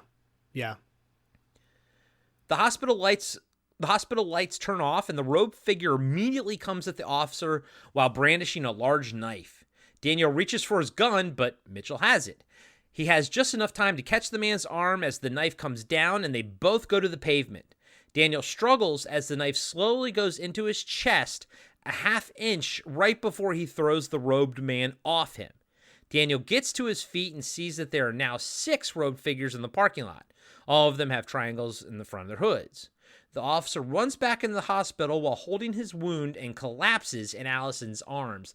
Daniel takes a lot of punishment in this movie, and specifically like in the first 15 minutes of it. Yeah, he's an Energizer bunny though. He's a Timex. He just takes a licking and keeps on ticking. Do they still make Timexes? I think they do. I was actually going to buy an Iron Man watch because I'm like, oh, I remember the good old days. I always wanted an Iron Man watch. And then I think I did order it. Is that a brand? Are you talking about the character or the brand? No, it's the brand. It was a Timex Iron Man. Just like a really... Then I ordered it. It was really tiny on my wrist. I haven't worn a watch in years. Yeah, I mean, I don't have one of those Apple watches. Yeah, me neither. I don't want to do that. No, my mom has one, and she'd always be like startled. It's like, oh, you have to stand up now. And I'm like, what is this thing on? Like, what is it doing? But now that I'm not there, I'm like, you better fucking have it on you at all points in time in case you fall or something, you know? Well, that's, yeah, in your mom's case, it's great. Yeah. But I think in a lot of other people's case, you don't need it. Funny, I remember when my dad was alive, he came to visit up here. I remember one time he was looking around my apartment. He's like, where are all the clocks? What time is it? And I was like, motherfucker, you got a clock in your pocket. Nobody got no clocks no more. You got a clock in your goddamn pocket. Got a clock in my pocket. And it says it's RoboCop time. Yeah. Joel Kinnaman time. Then my wife goes, oh, yeah. I love it. Her ears perk up every time you mention his name. Every time she's like, who, what, when, where, how, why, what? Was he was in that Predator movie, right? The Predator, right? Was that he him? I don't think so. Was he? There's another actor that I always get the two of them confused. I mean, it doesn't matter. This is not the Joel Kinnaman show. No, but he was in The Killing, and never saw that it. show. That show was, of all the shows. Was it on the CW? No, it was on AMC. I didn't have AMC. I didn't have AMC back then. When? Oh God. Okay. All right. Here we go. There we go, guys. There we go. So right now, Daniel has collapsed into Allison's arms. We see a real quick shot of some kind of like tentacles coming out of Beverly's face and body as her body is lying on the ground. Back in the front entrance of the hospital, Dr. Powell comes running to assist Allison with Daniel's wound. He's losing a lot of blood. Allison runs to get medical supplies for Dr. Powell as Kim puts pressure on the wound because she's fucking absolutely useless in an emergency. Yep. This is the beginning of her end for me. I had a feeling because I felt the same way. I was like, oh, I hate, Kim. She's the character because, Yep. When the emergency happens, she just freezes up. But I was Yep. like, man, I bet you Zach's really going to hate her. Yeah, no. It's almost like we've been doing the show for almost 6 years. And I know almost like exactly we know which each other. which we're going to like and Gonna like and what I'm not gonna like? Oh, yeah. sorry. Like I also know you don't like Predator 2. It's not that I haven't watched it since Suncoast Video days. I'd watch it again. Yeah, you didn't watch it with me at the Egyptian. Oh yeah. Remember that? We saw I had to go though. I had to go. Sorry. We saw a Predator double feature. I stayed by myself for Predator 2. That's right. I'm sorry. At least I didn't walk out on Beverly Johnson from Waxwork. Oh, I did do that. At least I didn't walk by her table when she's getting ready to sign autographs, and I walked right past her and totally ignored her. Oh, I did that. He said, bye. Bye. Our buddy David Irons loves Waxwork. I am not the biggest fan of that movie. David is like, look, guys, you're just fundamentally wrong about some things, and that's one thing. Don't worry, David. We're going to cover Angel this year, so that'll make you happy because you'll Spoiler. be on that show. Spoiler. That's right. No one's going to remember. That's months from now. It's weeks ago, Charlie Murphy. As Daniel passes out, we see another vision. This time we see a body in the morgue covered by a sheet, a shot of the womb again, the same shot of the cosmic space cloud as earlier. And finally, we see a silhouette of someone standing in front of a triangle door of light. Daniel comes to on the floor of the waiting room. Dr. Powell says he stopped the bleeding for now. Daniel gets to his feet and looks out the front door. About 15 robed figures are standing in the dark watching the hospital. Trooper Mitchell says they aren't trying to get in. Daniel suggests barricading the doors and trying to get out of the hospital some other way. Before they can enact a plan, James starts screaming from the other room. Like Mitchell goes, shit, I forgot about him. So funny. Mitchell and Daniel run to the room where James is cuffed to an overturned gurney. Beverly has transformed into something horrific with tentacles, and she's screaming in pain. That's the thing I find the most disturbing about this, is that she's like constantly screaming. Yeah, it's like the body's getting ripped. Ugh, yeah, it's rough. And yet she's like still aware of everything that's happening. Yeah, oof, oofa. Oof, now that's dread. That's terror right there. Right. James tells Mitchell to shoot it, which he does to no effect. Daniel, with his quick goat thinking, they superimposed me. That's a Adam Sandler CD or a cassette tape comedy, whichever was first one, right? His the first Adam Sandler CD or cassette that he put out. Yeah, where the guy's like, I'm so high. Yeah, like, oh, that one. And the goat, man. I fucking love the goat when he's on the roller coaster. And then that's a good one. They were like, oh, you left. And he's like, oh, I never left. They superimposed me, man. Oh, quick goat thinking. And so to this day, that lives rent-free in my head. If someone has like quick thinking, I say quick goat thinking. Anyways, side tangent. I apologize. That was something very specific to me. I mean, how dare you take a side tangent on this episode? A side tangent that's not RoboCop remake related. Priorities. It's your birthday, for God's sakes. God damn it. God damn it, it's your birthday. So Daniel runs over and kicks the bar loose that James is handcuffed to, while Mitchell just stands there with his mouth open, drawing flies. All three men run out of the room, and Daniel closes the door behind them. As the two officers try to process what they just saw, James grabs a scalpel off the ground. Again, guys and gals, we already have like Beverly Monster at like the 20-minute mark. Yeah. And Poutine Davidson grabbed the... There you go, bro. There you fucking go. Poutine Davidson. Took me almost 90 minutes to come up with that. It's okay, buddy. It's okay. We workshopped it. It got there. Right. Back in the waiting room, Daniel comes running in with James and Mitchell. He tells everyone they are leaving as he grabs the emergency fire axe off the wall. Allison says they can't go outside with those crazy people out there. Daniel says they have other things to worry about. Daniel tells Mitchell they are going to make a run for the cars. Just then they hear gunshots come from the parking lot. Everyone backs up as the father and the son come running through the door. James grabs Maggie and holds the scalpel to her throat as the father aims his rifle at him. Mitchell is standing there in shock as Daniel tries to defuse the situation. We get a quick shot of the Bev monster checking the door of the room she's in. And that's a cool shot because it's those frosted glass that you can only like you only see a shadow of something unless it's completely pressed against the glass. So it's like it's such a freaky image. Yeah, it's normally reserved for like sexy movies where, you know, the silhouette of like a hot woman is like in front of it or something. Not in this case. This is the moment. This is the moment I'm gonna. Oh my God. Yeah, there is nothing very sexy in this movie at all. No. And by the way, Mitchell is fucking useless at this point. Agreed. Dr. Powell tries talking James down, but when he gets within arm's reach, James stabs him in the throat with the scalpel. Allison catches Dr. Powell as he holds his throat and falls to the ground. While everyone is focused on James and Maggie, no one sees the Bev monster opening the door behind Mitchell and drag him off into the hospital. During the commotion, Maggie's grandfather knocks out Poutine Davidson with a punch to the face. As Allison is trying to save Dr. Powell, Daniel and his axe go after Mitchell.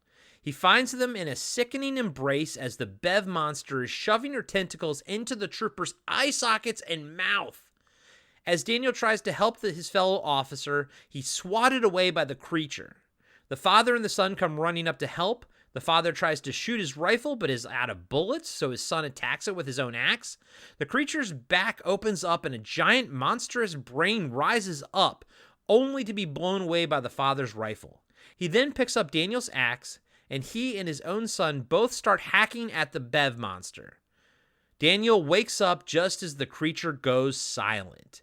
So, Zach, there's a lot of action going on here. Like, we got the father and the son explosively like entering the scene, and like fucking Dr. Powell gets stabbed in the neck. Like every time I see that, I'm always like, oh crap, and then I kind of forget that like, oh, like there's a reason that Poutine Davison stabbed him. And I like that they don't explain it right away, but later on you find out about it. Yeah, it's all super dramatic, and at first you're shocked, but then after repeated viewing, you're like, oh yeah, this all makes sense. And what do you think of the look of the Bev monster in like her full, you know, how she is in her full entirety? It's got, you know, shades of the Thing, obviously, with the way it's kind of unraveling, but it's not an alien, you know, so which is what makes it more horrific. Right. And he kind of explains it later is that, you know, these are kind of like the butterflies in their cocoon and yada, yada, yada. But yeah, and then they can't die. And it's a horrific thing. It's terrible what's happening inside your body. It's almost like how RoboCop can't die, and he's sort of Look at trapped. Now you're the one bringing it up. I hate you for this. I hate that you welcome. put this into my brain. I never fucking think about that movie. Now I've thought about it more in this like 90 minutes than I have in like fucking You're going to go to bed tonight. You're going to dream of the new RoboCop suit. God damn it. God damn. I wanted to like that movie too. And I went in with open heart and open mind, but I did not. It wasn't bad. I didn't like the Total Recall remake either. Is that the one with Colin Farrell? Yeah. Yeah. Well, most of the things he's in are, if he's the lead actor, you're like, meh. Okay, Zach, I'll tell you this. A movie I did like with Colin Farrell that's a remake is the Fright Night remake. I had the same feeling about that I did with RoboCop. I'm like, it's not bad. Okay. Which one would you watch over the other? Would you take RoboCop, or if it's just you, not your wife, you know, which one would you watch, that or the Fright Night remake? I would watch RoboCop again over Fright Night. Because the original Fright Night is too near and dear to your heart. Yeah, and it's just like, it doesn't have enough, yeah, it's too near and dear to my heart. And I'll take both of those over the Fog remake. Oh, Zach, there is no Fog remake. That doesn't fucking exist. Just like Kazam, the fucking Shaquille O'Neal right. Genie movie. I wish we Mandela affected the Fog remake. I wish we did too. That was the biggest disappointment in my entire viewing experience. I watched that at the video store that I worked at to kill time. And usually, you know, watching any movie is better than working. I was bored and started like just putting movies back on the shelf. Like I went back to my job. That's how much I hated that movie. That'll make you want to put a scalpel in your neck from Poutine Davidson. Fuck, seriously, dude. That movie sucked ass. But speaking of the OG Fog, I get shades of that with this movie. Sort of not the fog aspect, but sort of just that creeping dread aspect of it. Yeah, I can see that. Just very Carpenter. Yeah. Mm-hmm. Back in the waiting room, Allison covers Dr. Powell's dead body with a sheet. Daniel comes running back into the room and tries to get everyone into the office, but it's too late. The father points at James and says they just want him, James being Poutine Davison, which is what I'm going to refer to him now as. As you should. That was the best thing you've come up with in a long time. You're welcome. Daniel tries to reason with him, but the father hits him in the face with the handle of the axe. The father puts his foot on Daniel's chest and raises the axe. Allison pleads with the son to stop his father, but the father says he can't speak. He tells his son to show her, and the young man opens the collar of his jacket to reveal a bloody bandage around his throat. The father says to Allison, that's what the last people he trusted did. As the father raises his axe to kill Daniel, his son grabs it, and the officer is able to get to his feet. Daniel pleads with the father and son to put aside their differences and work together. The father says to his son that they could burn down what's left of the hospital, take them all with it. Well, no, he said it like this. He goes, I could burn down this whole place, take you all with it. You didn't give me I'm on my stapler. Oh. I could burn this whole place down. Yes, there you go. What's his name? Fucking from Office Space. Norm? What the fuck was his name again? Marty? Marty Feldman? Milton. My name's Milton. Burn this whole hospital down. Did you know they never actually that company never made red staplers, and they started making them after that movie? Swing Line? Really? Yeah. Wow. Because of that movie, they now make red staplers. Wow. Now that would be a movie we could do on Pad for sure.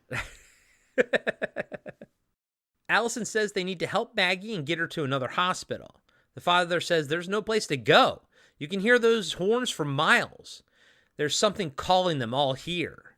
Daniel says he doesn't want to be here when the Bev monster wakes up again.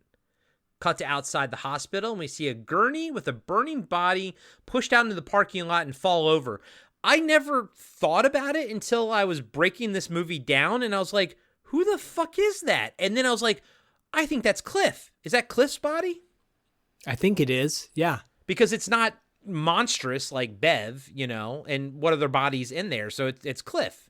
It's got to be. It's Yeah. got to be. Yeah. I never fucking put that together until this viewing. Of course, because, it's kind of a blink and miss moment. Right. Yeah, exactly. Back inside, Kim tells Allison there's a problem with Maggie, and they all go to the front office, see how she's doing. The pregnant girl asks if they are leaving, and Daniel says not just yet. Her grandfather says they should have been out of there a while ago. The father says they won't stand a chance if another one of those things is outside. Who's going to stop it? Grandpa? The teenage fucking slut? Allison smacks the father in the face, and Daniel has to break them up. He takes his ex-wife to the side and asks how Maggie's doing. Allison says she's having abdominal pains, which is a bad sign. Daniel asks what that means, and Allison says they can't move her. It can make things much worse. Allison has to perform a C-section, but first she needs to go to the med supply room in another part of the hospital. As Daniel explains to her why that's a terrible idea, Kim sees a bloody baby shoe fall out of the father's pocket. He picks it up and puts it away. Yeah, it's a subtle moment. Well, it's not subtle. It's pretty obvious, but it's a cool moment to give you more compassion for his character. Mm-hmm. It turns out it's his actual shoe because he's got really tiny feet. Was it in Scary Movie when oh crap, from Get a Life, what's his name? Chris Elliott. Chris Elliott has Chris the Elliott, tiny little hand or whatever, the little gross little hand. Yeah. Right. Oh, I used to love Get a Life. Dude, we may have to cover that on TV Obscura. Oh, no doubt. That was a Fox show, wasn't it? Yeah. I think it was, yeah. I love that fucking show. As expected, Daniel doesn't win the argument with Allison, so he tells her to just wait for him. Don't go to the supply room until he gets back.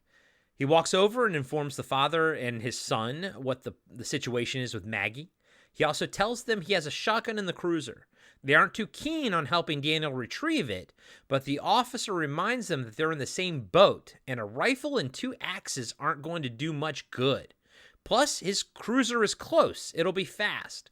The father and son agree, but only if they get the shotgun. I like how Daniel's like, sure, no big deal. Yeah, you can have it, no problem. And the 3 men venture to the parking lot. Once outside, they notice that none of the rope strangers are around, and his car that was close, is at the other end of the parking lot. I thought you said it was close. Daniel tells them he has to unlock the shotgun. He gives the trunk key to the son and tells him to grab the ammo. The 3 men make a run for the car. Back inside, Allison and Kim are helping Maggie get comfortable. Maggie asks what's going to happen to her and the baby, and Allison says they'll be fine. Then she goes to get the supplies from the other side of the hospital. And this is when I was like, I felt the same way as you did about Kim, but at this point I was like, fuck you, Allison. This is why you got a divorce. Yeah, he could be like, so glad I didn't go back down that road again. Except now they're going to be married forever in the beyond. Yeah, but it's like but they're there. Yeah, we'll get to that later. Yeah, we'll back that in a second. Outside, we see Daniel fumbling with the keys to unlock the shotgun while the son grabs all the ammo and flares from the trunk. The father is keeping watch. He sees robed figures appearing in the darkness at the edge of the parking lot. In the hospital, Allison starts gathering supplies. So she's in sort of a supply closet. When she bends down to grab something, we see a figure of a man standing in the doorway behind her. That's the one jump scare that kind of always gets me every time. It's a good jump scare. I mean, there's not many jump scares in this, but which is good too, because you don't want too many. If you have too many, then it becomes repetitive. Yeah, that's why I think this is my kind of horror movie. I'm not the biggest like jump scare fan. I mean, I like it when they use it sort of sparingly in this. I like my horror to be more dread-filled. I like my lattes with oat milk, so I was trying to do a train reference, but it just wasn't working. I thought you were going to go with, you like your horror movies with, I am the law. Why would I do that? Because I said dread? Oh, yeah. The look on Zach's face, I couldn't tell if he was being sarcastic or genuine. A little bit of both. Why would I do that, my friend? my little friend, why would I do that? Hey, don't make me start quoting Nickelback. You remember when we used to watch Nightmare on Elm Street? Oh, Dusty. Oh, simply Dusty. Back outside, the father tells Daniel that it's time to leave when he sees 10 robed figures now standing at the edge of the woods. Daniel turns on the lights of his cruiser, and all the figures raise their knives at the same time. One of the hooded figures pops up behind the son and cuts his hand with the knife before Daniel blows the stranger away with his shotgun. He says, I'm keeping the fucking gun, as the three men run back into the hospital. Yeah, it's actually a longer scene than you would expect it to be because there's so much going on. It doesn't drag, but it's a longer scene than you expect it to be. Yeah, this is one of the easier movies to break down, honestly. Yeah, Corey's like, and we're done. Let's move on to RoboCop from 2014. When the men get back to the front office, Kim rushes to clean up the son's wound, and Daniel asks Maggie's grandfather where Allison is. She went to get some medicine for Maggie. Daniel gets pissed and asks the son to look after everyone in the office, then forcefully tells the father to come with him. At this point, Daniel kind of... because I like how earlier on I was like, oh, he's kind of schmarmy little small town cop vibes, but you know, you think he is a pushover, but at this point moving forward, he becomes the main character that we knew he was from the beginning, but now he's actually stepping into the role. Yeah, he's gotten over his, like, things are now super crazy, and the heroes rise in these moments, and he is the hero. Yeah. You know who's not the hero? Kim. Yeah, no. It's like, thank God I divorced her ass. People are like, listen, the toxic masculinity that comes from Pad, clearly defining the bitterness from their previous relationships, shows what chauvinistic pigs they really are. Anonymous. 1 star. Hey guys and gals, if you like what we do, please leave us a 5-star review on Apple Podcasts and Spotify. If you don't like what we do, how about you just scream that 1 star into the void? How about that? Look yourself in the mirror and say, I'm so much better than they are. Make that sound. It's really gratifying. Yeah. All of these are true stories. Yes. Yeah.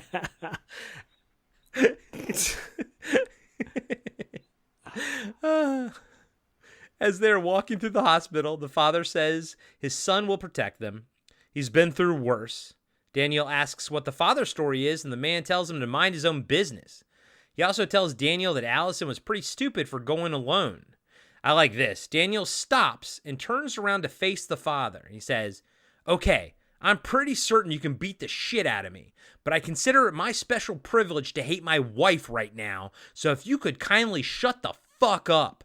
And I like how the father's like, oh, like, you know, like he like the character could even tell that, like, oh, I stepped on across the line here.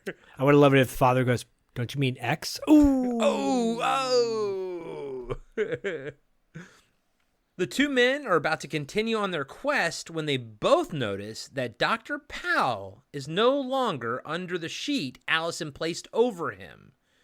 The two men venture further into the hospital, and I like how they kind of look at each other and they're like, all right, we're in for some shit. Yeah, that's a... moment. Yeah, that's totally like a Scooby-Doo. Zoink's like, he was literally right here 5 seconds ago. Your Shaggy's good, buddy. I don't hear it that often. The only thing I can do is Slimer, and I will be right back with the real Ghostbusters. And you guys didn't see this, but he literally had to grab himself and squeeze tight when he did that. I don't know what's going on right now, but I'm really freaked out.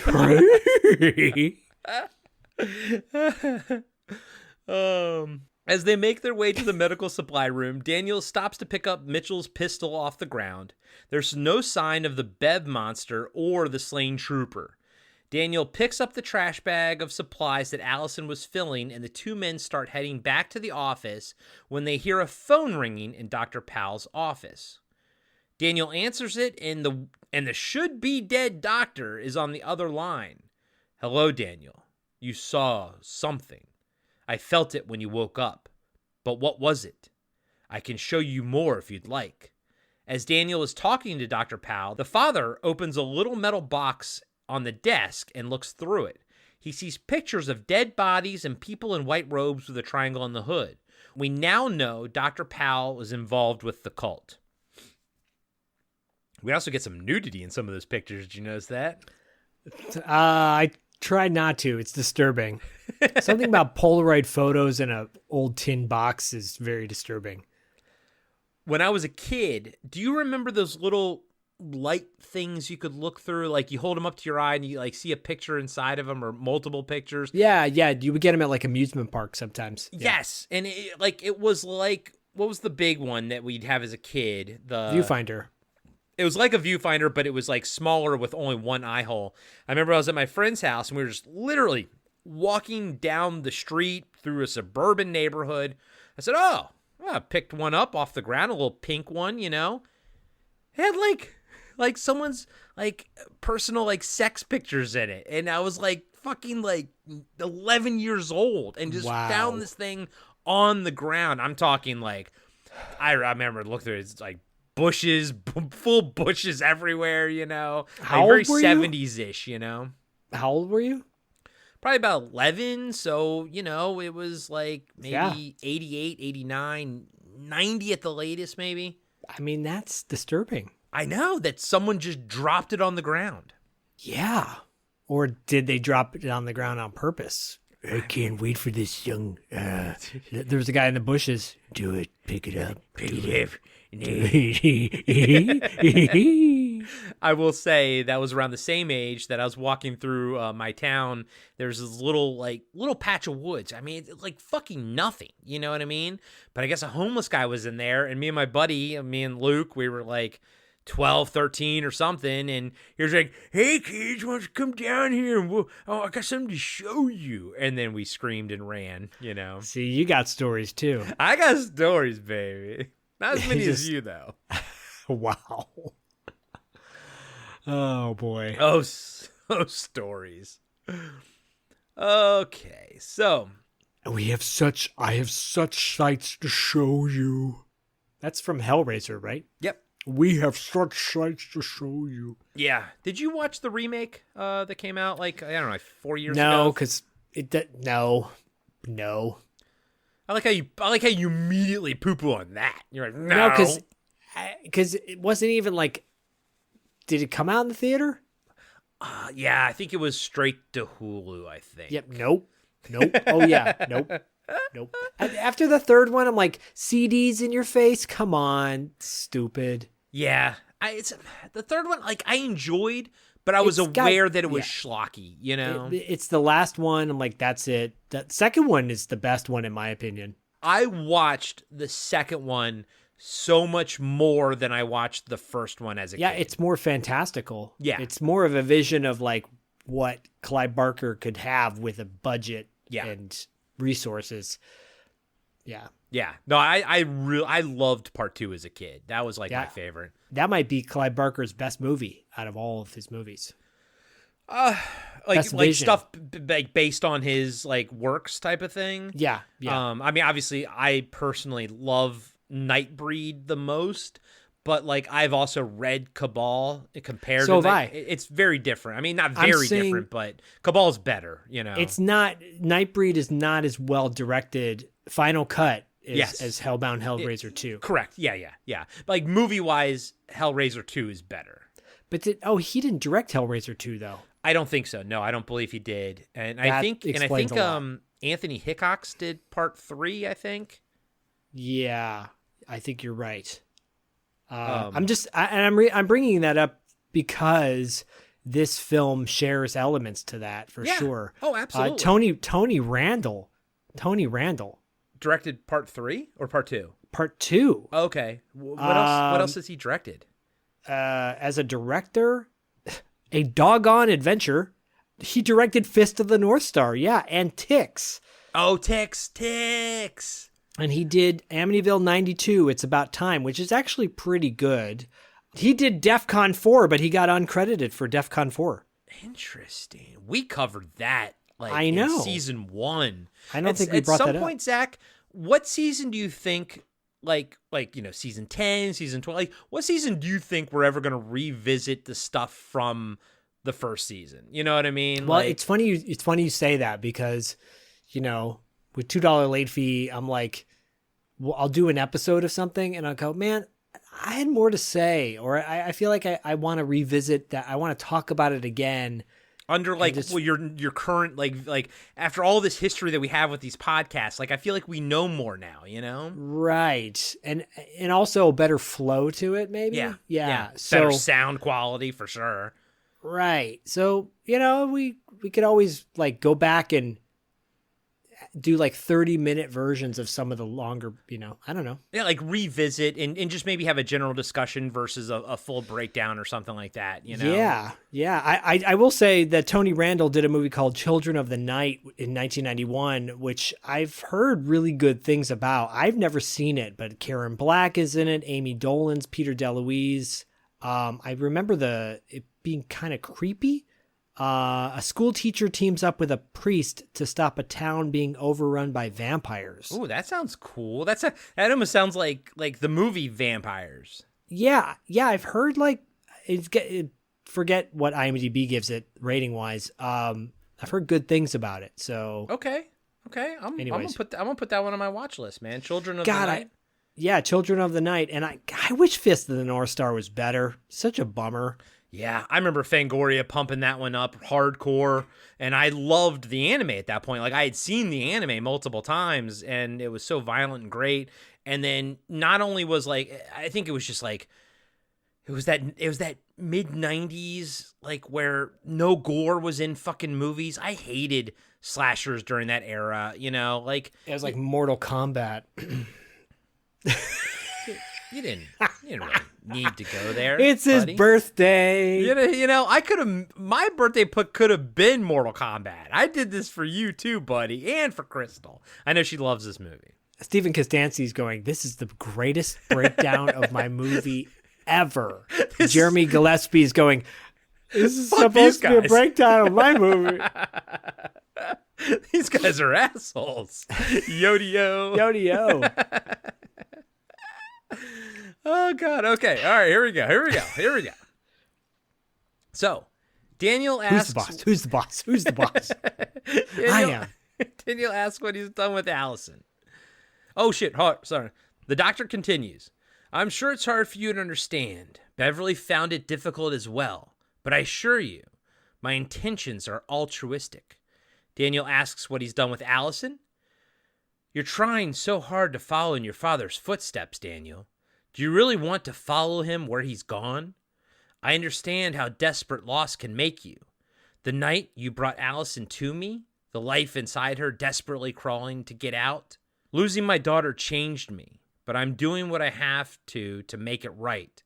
You'll understand soon enough. Daniel pleads with Dr. Powell to tell him where Allison is. Don't worry, Daniel. I'm going to help her. I'm going to help all of you. Daniel hangs up the phone and the two men leave the demented doctor's office. Dr. Demento. And so he goes, Allison, my aim is true. You know that song by Elvis Costello? No, I don't, actually. all those fans of us just turned us off at this point. You don't know who Elvis Costello is? Oh, I know who Elvis Costello is. You don't I've know never Allison? listened to Elvis Costello before in my fucking life. Wow, really? Yeah. Elvis really. Costello in the Attractions? You never? Yeah. Well, we all have our flaws. We all have our RoboCops remakes. Yes. Doot, doot, doot. But Corey's like, but I know the Mortal Kombat score by heart. Yeah. For sure. Because it goes, Mortal Kombat. Boom, boom, boom. Test your might. Sub-Zero. See? I know he does. All the lyrics are just sound bites from the video game. Oy vey. Oy vey. Back in the front office, Daniel is trying to convince Kim that she can look after Maggie while they go search for Allison. He gives her a walkie-talkie and tells her it seems to be working inside the building. Kim screams at Daniel that she doesn't know what half the stuff is in the bag of supplies. He reassures her they won't be gone long, then he hands Maggie's grandfather Mitchell's pistol. Daniel also leaves one of the axes just in case they want to axe somebody a question. Oh, wow, that's racist. That's Chinese racist. That's Chinese racist, yeah. Daniel walks over to the father and his son to enlist their help. You think we're just going to go down there and that'll be that? Daniel gets pissed and says, if you have something to say, then say it, you smug fuck. And I like how the officer sort of immediately composes himself and asks, do you know what's down there? The father, who's been looking through the pictures he took from Dr. Powell's desk, says, nope, but I know someone who might. And the camera pans down to a picture of Poutine Davison. And he goes, can you guys believe I dated Kate Beckinsale? That piece of shit. That goddamn piece of shit.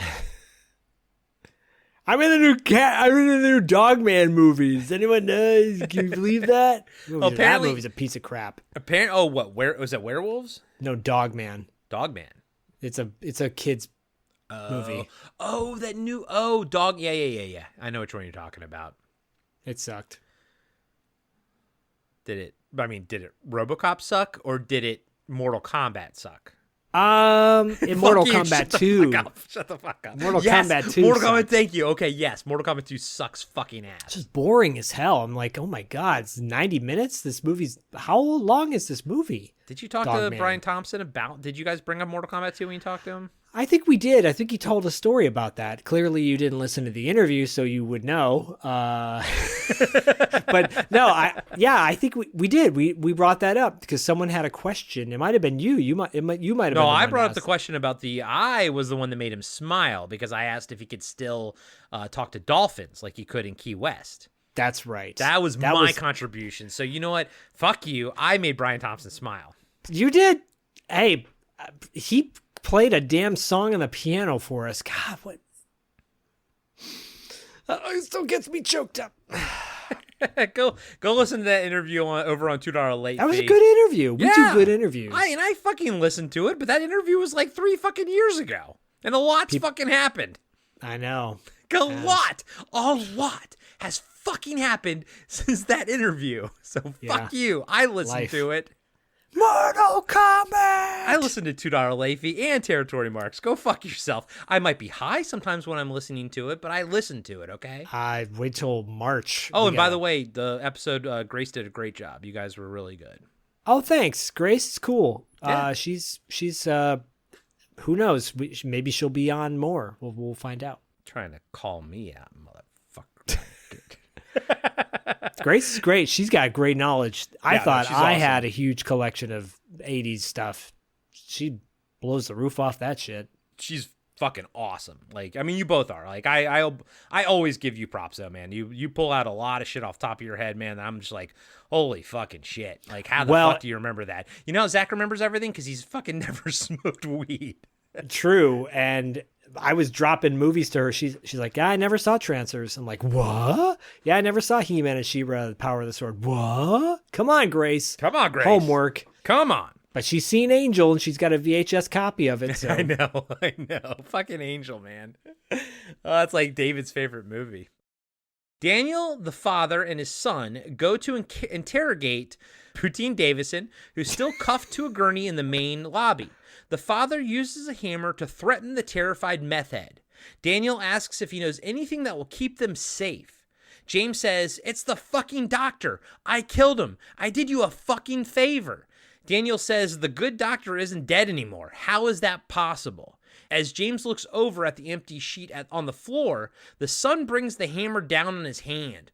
Or so we and James think. He screams, but the hammer just hit the metal bar.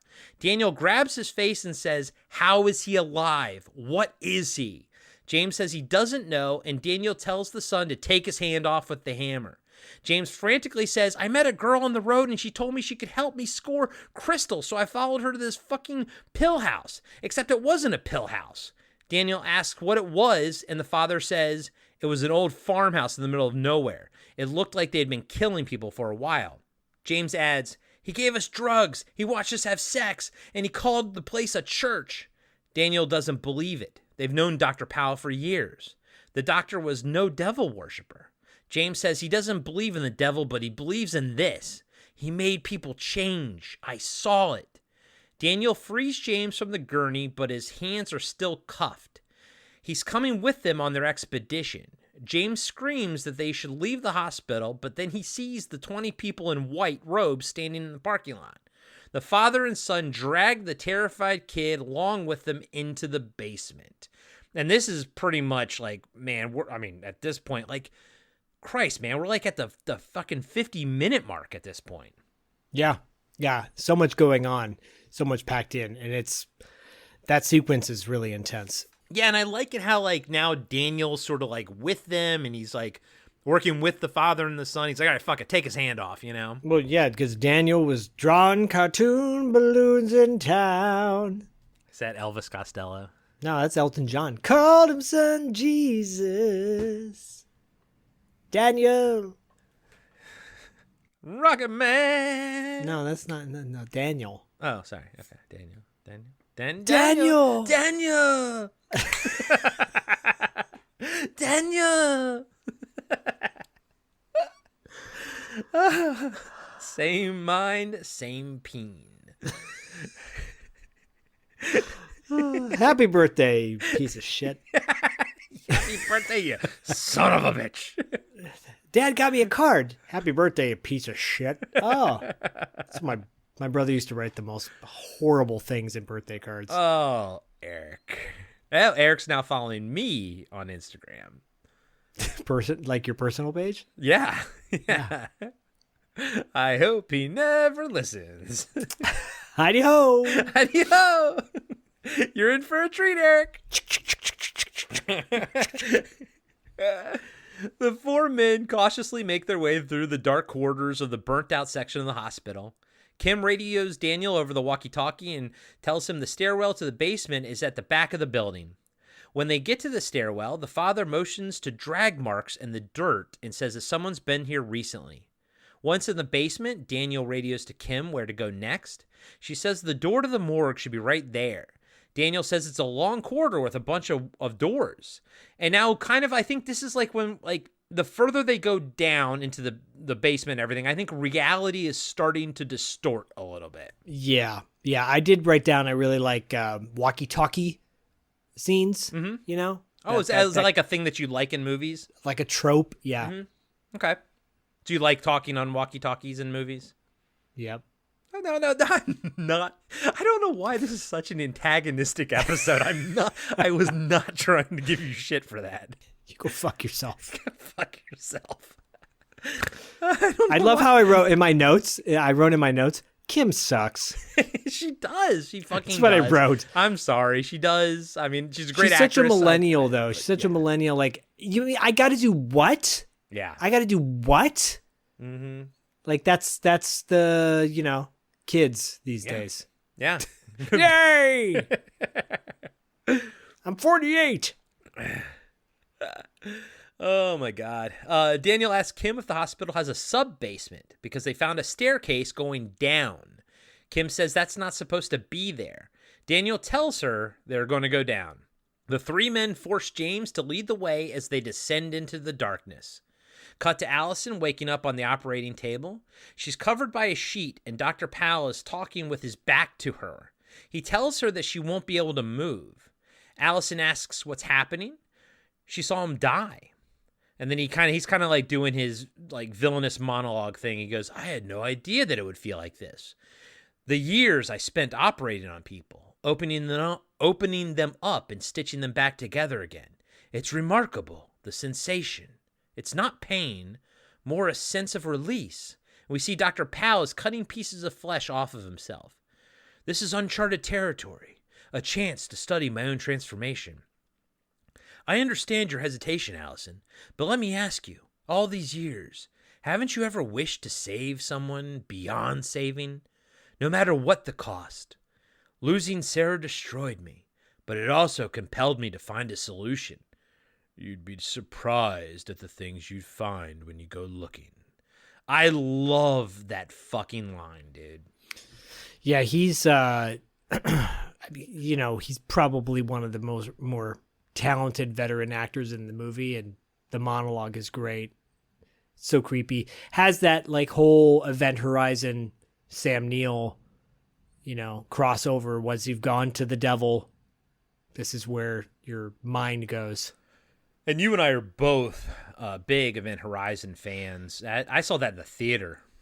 Yeah, I mean, look, there are some people in the world that love Event Horizon, and there are those that don't. So there's some that are correct and some that are wrong.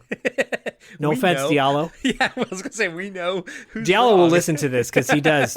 He actually does listen to. Thank you, Diallo. We love you. But no, Event Horizon is one of those movies that it's the best movie that Resident Evil director ever did.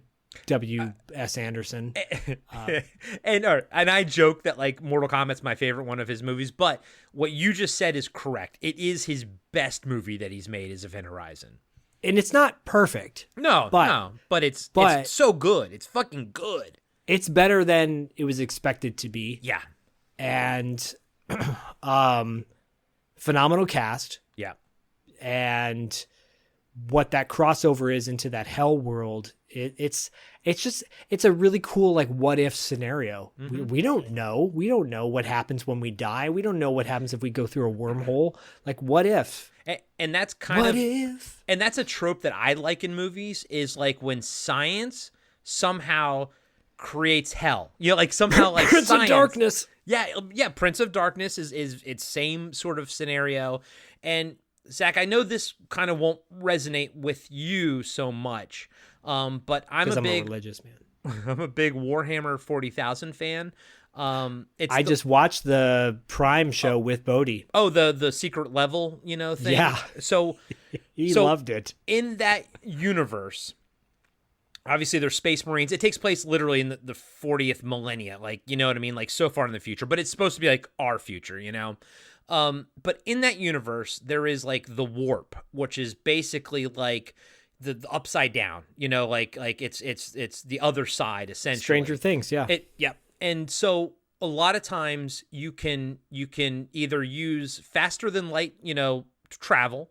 You can use like hyperspace to like get there like an X amount of time, or you can use a psyker to go through the warp and get there like in 1 second. Now, you might not because there's shit in the warp.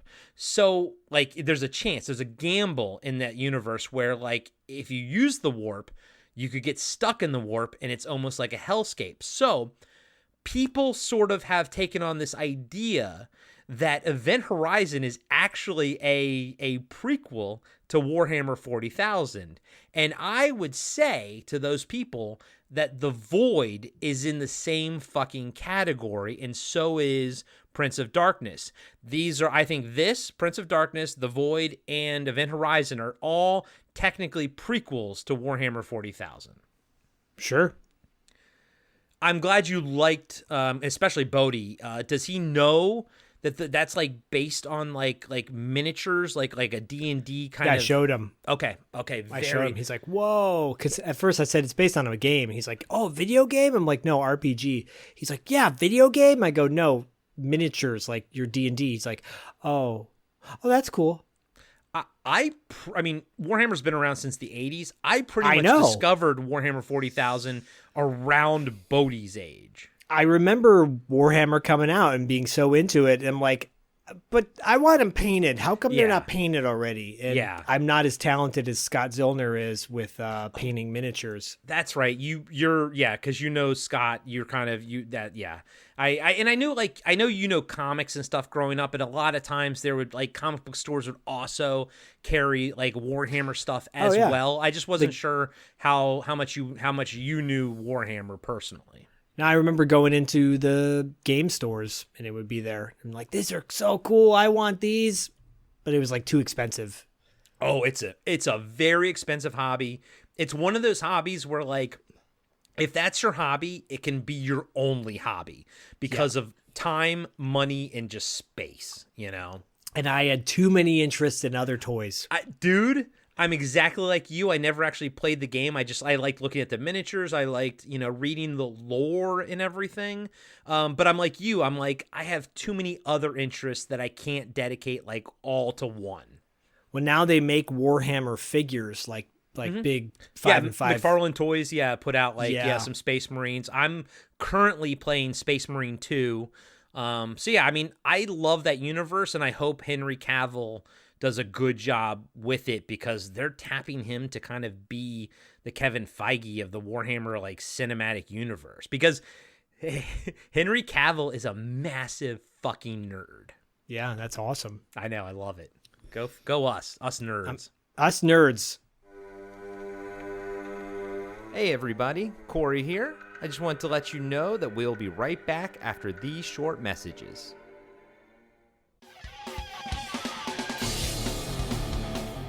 Have you been wondering where's the beef? Well, on our podcast, Throwback Trivia Takedown, you might just find that out, as well as some other things about the 70s, 80s, and 90s. We're a nostalgic-based trivia show that pits two challengers head-to-head in a duel of the decades, with categories ranging from movies, TV, and music, to slang, food, and fashion. You're sure to get the best in retro-themed trivia. So strap on your jelly shoes, grab a surge, and walk like an Egyptian to your favorite podcast app and check out Throwback Trivia Takedown. I heard even Mikey likes it. And now, back to the show. Cut back to the four men, and they enter a large room with various medical devices all covered in plastic tarps. The sun throws a flare, and we see a triangle and symbols that have been drawn on the floor with chalk.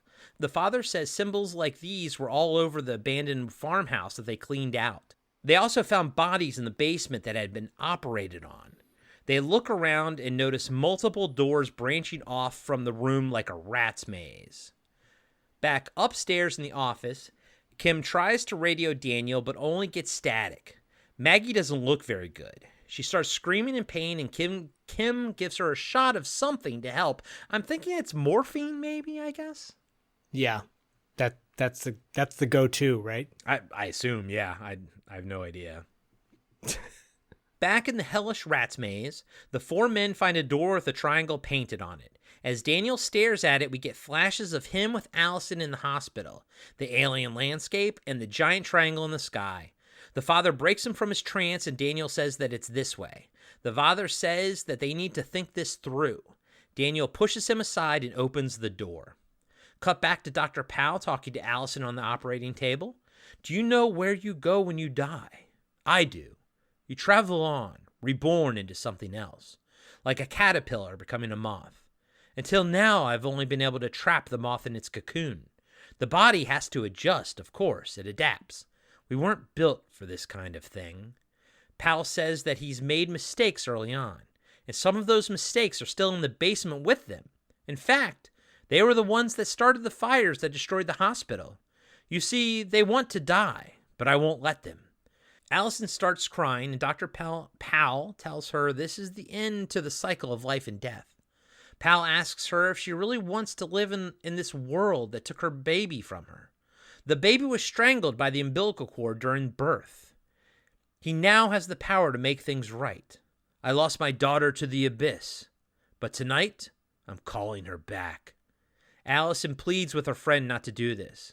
Dr. Powell walks over to her, and we see his face has been removed to reveal the beast underneath. Dr. Powell says, but it's already been done. And he pulls back the sheet to reveal Allison's stomach. It's swollen, and things are moving around inside. You are so beautiful, Allison. you'll become something truly remarkable. My stomach looked like that the other night. Did it? What did you eat? Jesus. Well, we eat vegan 4 or 5 days a week. Purple carrot is what we use. And I don't know, it's mung beans or some shit. And I was just like, oh my God, what's going on?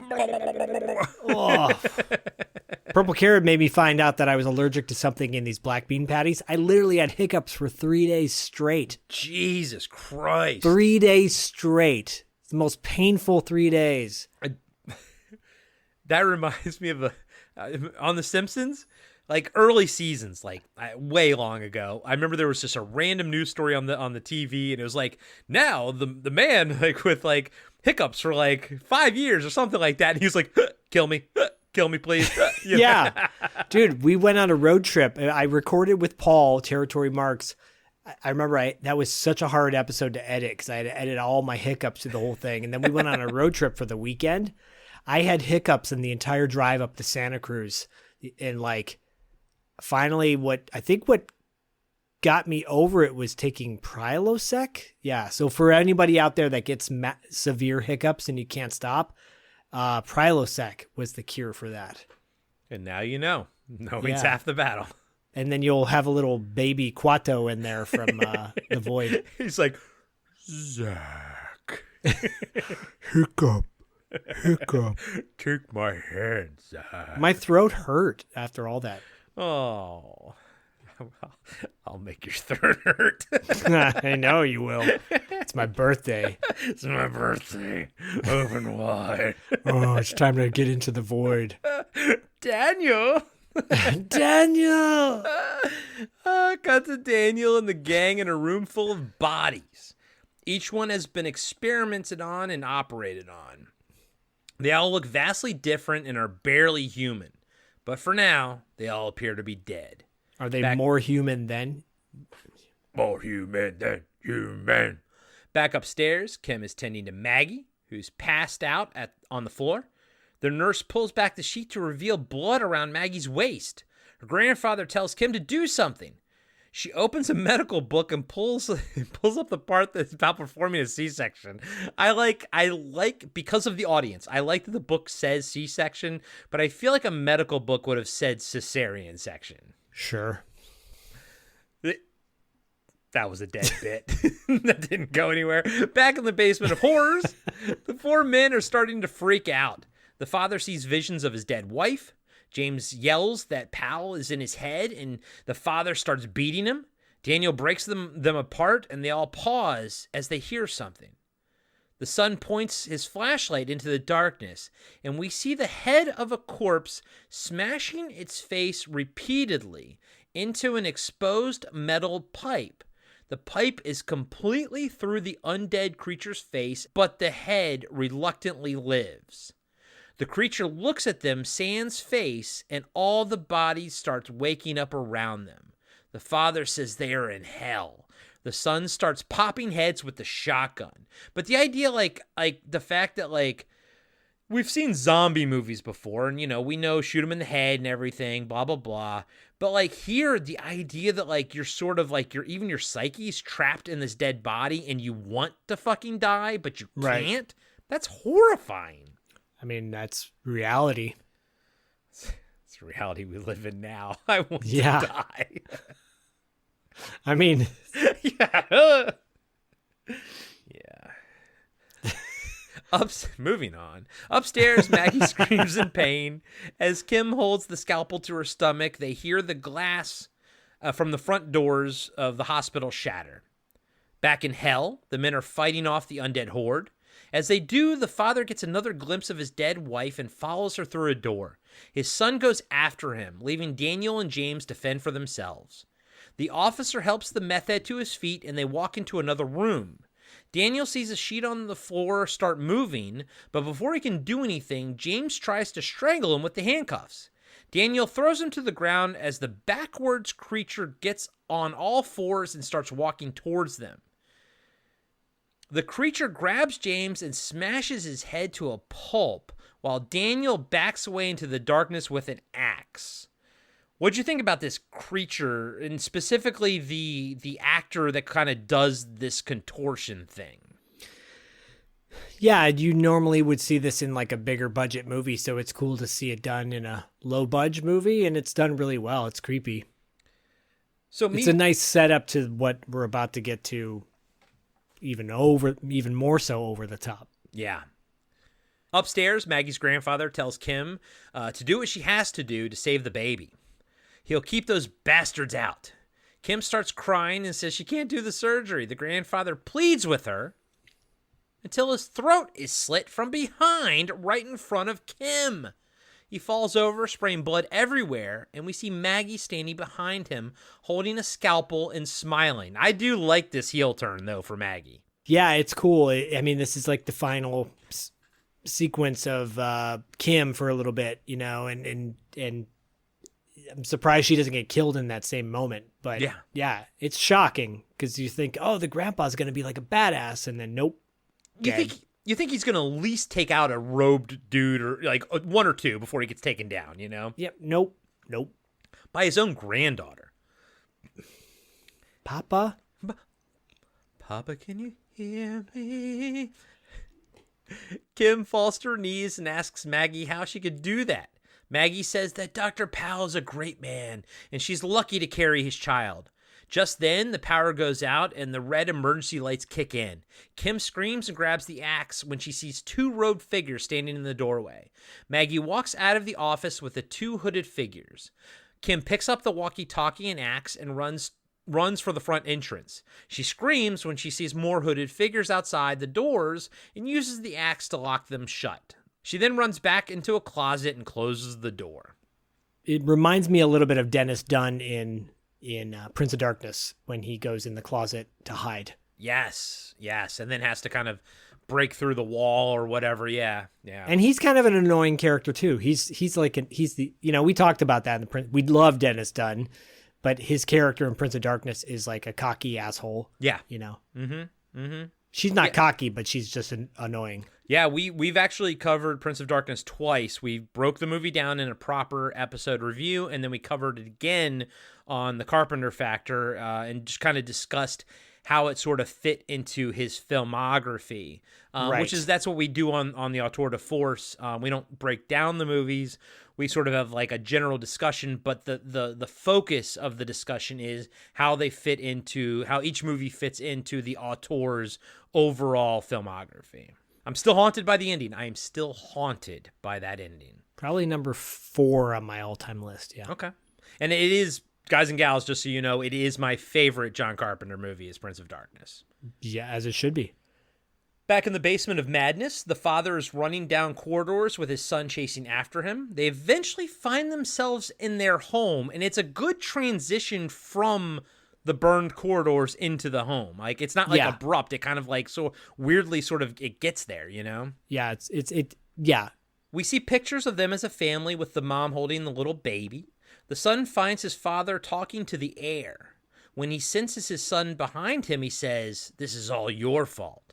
The father turns around and attacks his son, trying to strangle him with the shotgun. He yells, "You should have protected them." As the son struggles to breathe, he pulls out one of the flares, lights it, and then jams it into his father's side. This breaks the evil spell, and we see that they are actually still in the dilapidated hospital.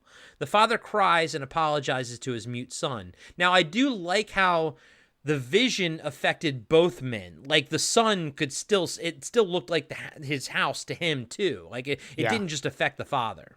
But he had the wherewithal to snap out of it. Exactly. Back upstairs, we see a robed figure dragging an axe towards Kim's hiding place. She tries calling Daniel on the walkie-talkie, but we see it sitting on the ground in the basement. He must have dropped it when he was wrestling with James. Poutine Davidson, because now he's no longer in the movie, so. No, he's Poutine. Now he's just Poutine. Kim covers her mouth as she sees someone step into the doorway. Cut to Daniel making his way towards the morgue with the axe in hand. He opens the door and finds Allison on the table inside. She says that she's scared. So, like, he opens the door and there's, like, a light on her and she still looks normal. And I love this transition. Yeah, me She too. says that she's scared and he takes her hand and tells her it'll be okay. Allison says she can feel the baby coming, and Daniel says he isn't going to leave her as he kisses her. Dr. Powell calls Daniel's name from the darkness, and as the camera pulls back, we see that Allison is dead and her body is a cocoon for some nameless horror from the void. This was a great transition. Yeah, agreed.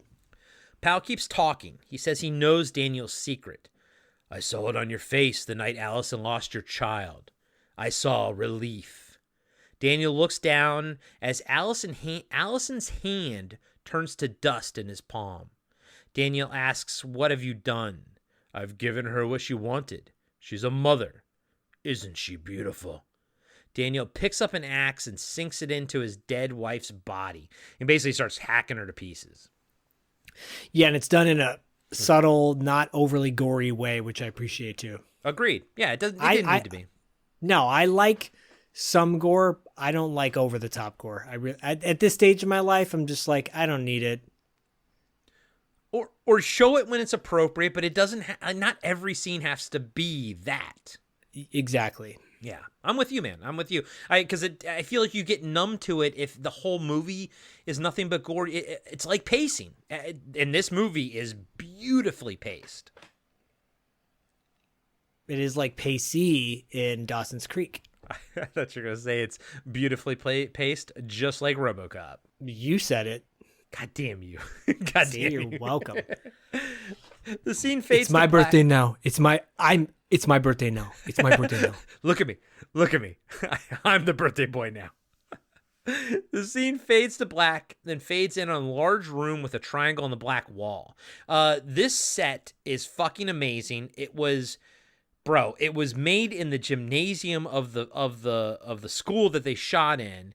And it's like, they call it the temple, and it's like concrete, but that was just plywood, painted to look like concrete. But like, so it's like a very cold set, very concretey and everything. There's a giant triangle on the back wall, and there's a couple gurneys on the side, and it looks really fucking cool. But they built this by hand, and like, bro, for like a low budget film, like, holy fucking shit. Yeah, no, it looks really good. It's amazing in its simplicity. My only like kind of thing that I think would make it look even better is if the bodies have a little bit of blood on them, but I feel like as the scene progresses, you see the blood expanding on the sheet to like just get more over the top. That would be pretty cool looking. That would be really cool, dude. Like, have it be like a subtle thing that they don't like focus on, and just have it sort of happen as the course of the scene goes by.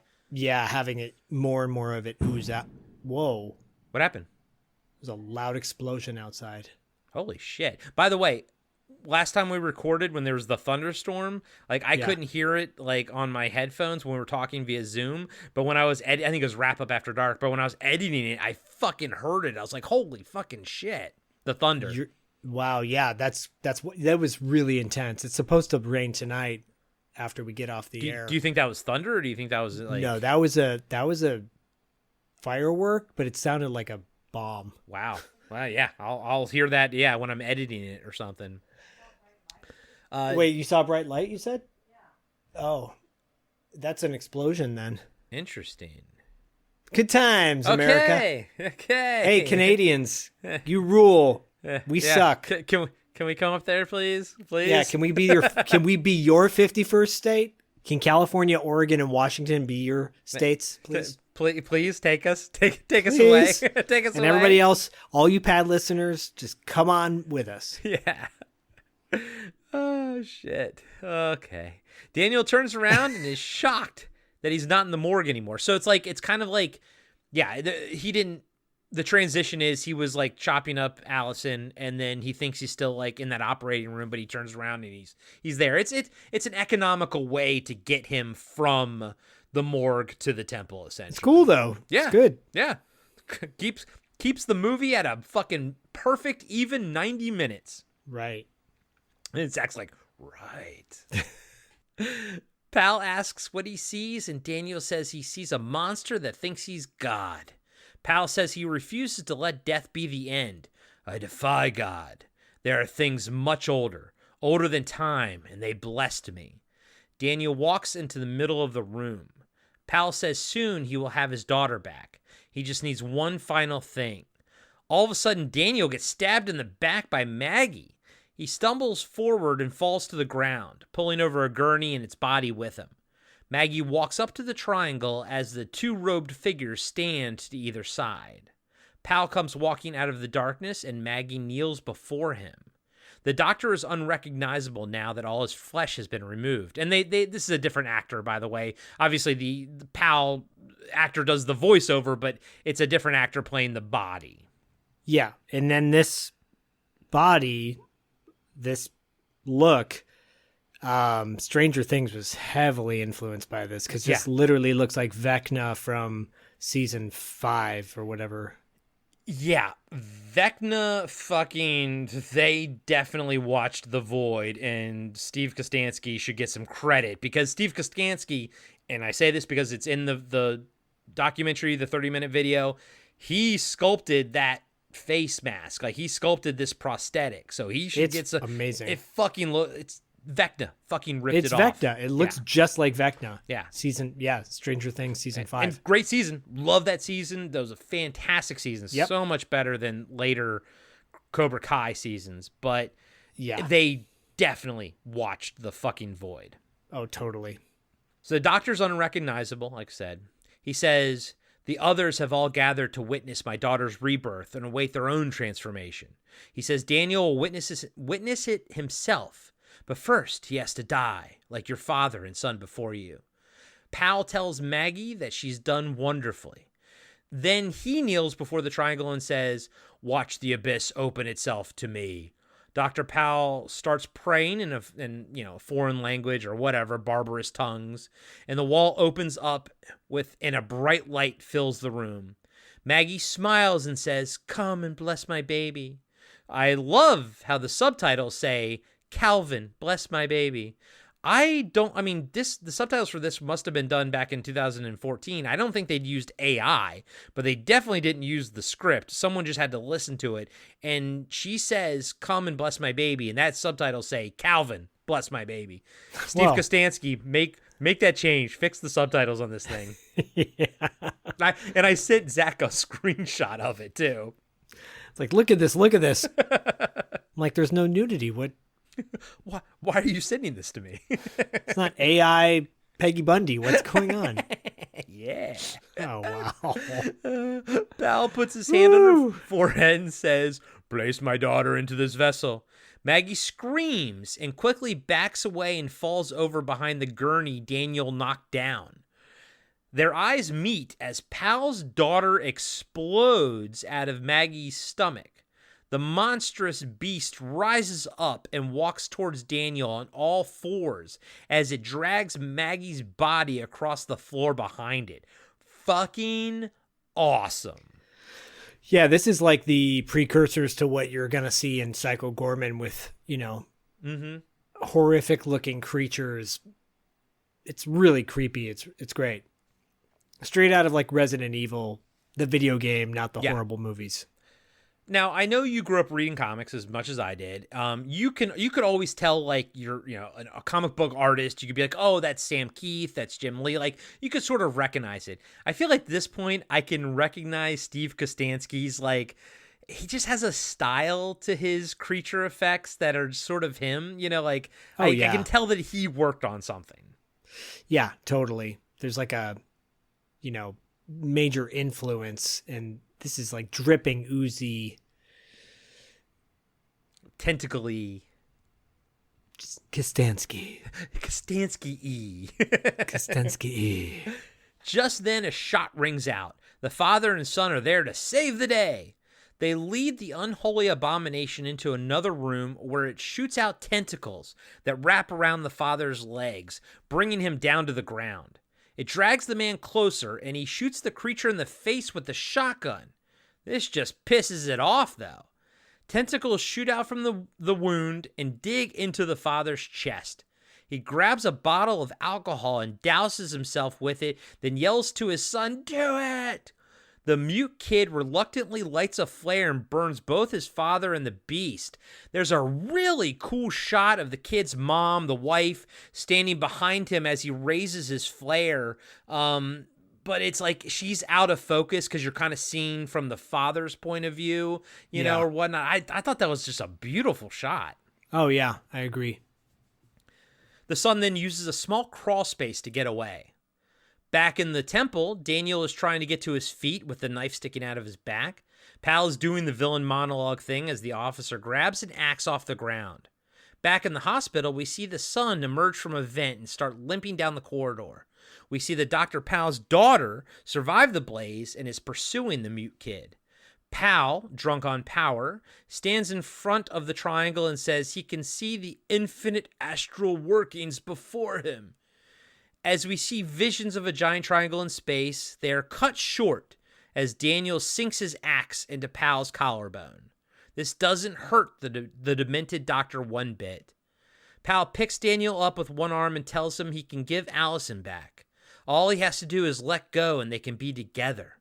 It looks like Daniel is starting to resign himself to his fate, and Powell says, "Good boy, this isn't the end." But Daniel musters his strength and says, "Yes, it is." And he pushes Powell and himself into the cosmic doorway a la Prince of Darkness. Man, I fucking love it. Yep, it's great. There's a bright flash of light and then silence.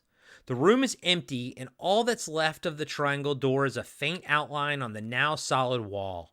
Soon everything starts crumbling and collapsing in the sub-basement. We see the son frantically running down a corridor with the beast in pursuit. The walls start to close in, and the son barely makes it back to the real world. He looks behind him, and the corridor is now a solid wall. I mean, this scene is infinitely better than my description of it. And it's so simple. It's like shaking the camera and, you know, creating that tension. Old school Hollywood tricks, and it looks great. There is no CGI in this movie. There are optical effects that they have to do, but everything is practical. There is not nary a CGI. God, I love this movie. Do you? I do. It's my birthday present to myself. We see it's now morning and the sun is rising in Ontario. The robed cultists are gone. The son runs to the office and finds Maggie's grandfather dead on the ground. He hears noises coming from the closet and slowly walks over to it. He looks down and sees a dead cultist with his head bashed in by a fire extinguisher. So, I mean, at least Kim did something. It's a shame we didn't get to see it. Yeah. He picks up the metal container and opens the door. Kim screams as she rushes him with her axe in the air. The son falls backwards and Kim grabs him and puts her arms around him. She asks if it's over and he nods yes. They both cry and hug each other. We see shots of the sunrise, then the movie fades to black. After a beat, we see Daniel and Allison standing side by side in the barren alien landscape. They look up at the sky and see a giant triangle hovering in the distance. They hold hands as ominous music swells. So it's kind of almost like a happy ending compared to The Beyond. You know, Fulci's The Beyond, whereas in that ending, they're kind of stuck in hell and they're both blind. But here it's kind of like, you know, it's kind of at least they're together type of thing. Yeah, this is implying that whatever is on the other side is not totally bleak because they're together, but it's definitely an homage to The Beyond, which I mad respect. Yeah, because when have you ever seen anyone pay homage in that way? Yeah, agreed. Because yeah, at the end of the day, they may be together, but they're also clearly stuck on an alien landscape and essentially in fucking hell. And yes, one of these days we will review The Beyond on here because that is my favorite Fulci film. Until then, go listen to our zombie review if you want some Fulci goodness. But Zach, this movie, T to B, what'd you think, man? I enjoyed it even more watching it, watching it again. So repeat viewings are definitely recommended for this movie. It's so good. It's better than it probably should be, better than it's expected to be, and one of the most underappreciated movies in the past several years. And I thank you, Zach, for introducing me to it. And also I thank you for introducing me to the whole Astron 6 thing. Yeah, you're welcome. And I think you broke down Psycho Gorman, right? Like that was also... happily broke down Psycho Gorman. Yeah, that was so much fun to break down, and that's become an annual viewing for like my birthday. Oh, you know, we watch it now. Like I've watched it 2-3 years in a row. Like, oh, it's time to watch Psycho Gorman. It's such a great movie. I have the soundtrack on cassette, and yeah, I love it. I fucking love that movie. Yeah, I mean, I even have like fucking Steven Kostanski's remake of Leprechaun on Blu-ray that I picked up at Steve. I'm sorry, but I picked it up at Walmart for like $2. But I have it. So the fact that like they make great films and cannot. I'm looking forward to doing Frankie Frico later this year. Yeah. And yeah, no, it was great to revisit this film, go down its history. And once again, another terrific Canadian film movie to come out of Canada, and Canada pumps out some great stuff. It's not just 70s and 80s exploitation, but it's current stuff too. Yeah, no, we love Canada. If you want some more Canada love, go listen to our review of Rituals, which was our little Canadian cult horror film that we covered, I think 2023 maybe, I believe. Man. Yes, with the guys from Talking Back and yeah, we did both Talking Back and Action our Action. Yeah. That's right. Yeah, our brothers from up north, the Great White North. The Great White North. But yeah, love this movie, dude. I think this movie is fucking tastic. It's fun. It's fun from beginning to end. And it's a great, cosmic horror, dreadful kind of film.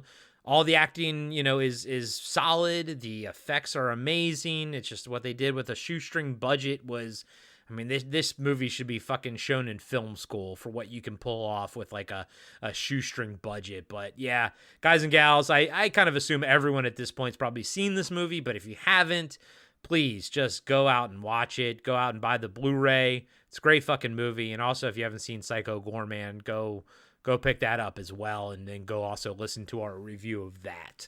And if you've never seen RoboCop 2014, go watch that. Go watch that too. Oh, God damn it.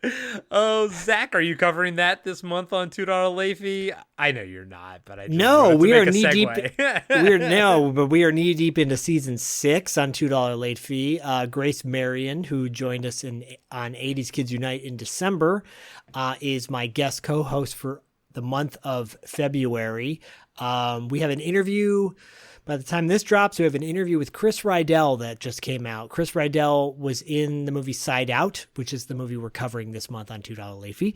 But he was also, for you horror fans, he was in Dario Argento's Trauma. He tells a couple fun stories about making that movie. Interesting guy, interesting career. Then it's just his career pivoted. Pivot! And, he's was in a lot of movies that we love from the 80s and 90s, and he talks about all of that stuff. And then Territory Marks at the end of the month, of course, is going to be a lot of fun with Paul, our season 3 premiere of that. More craziness from Dallas, Texas with the Von Erichs. And we just can't keep getting we can't get out of Texas for some reason because in March we do another Texas match,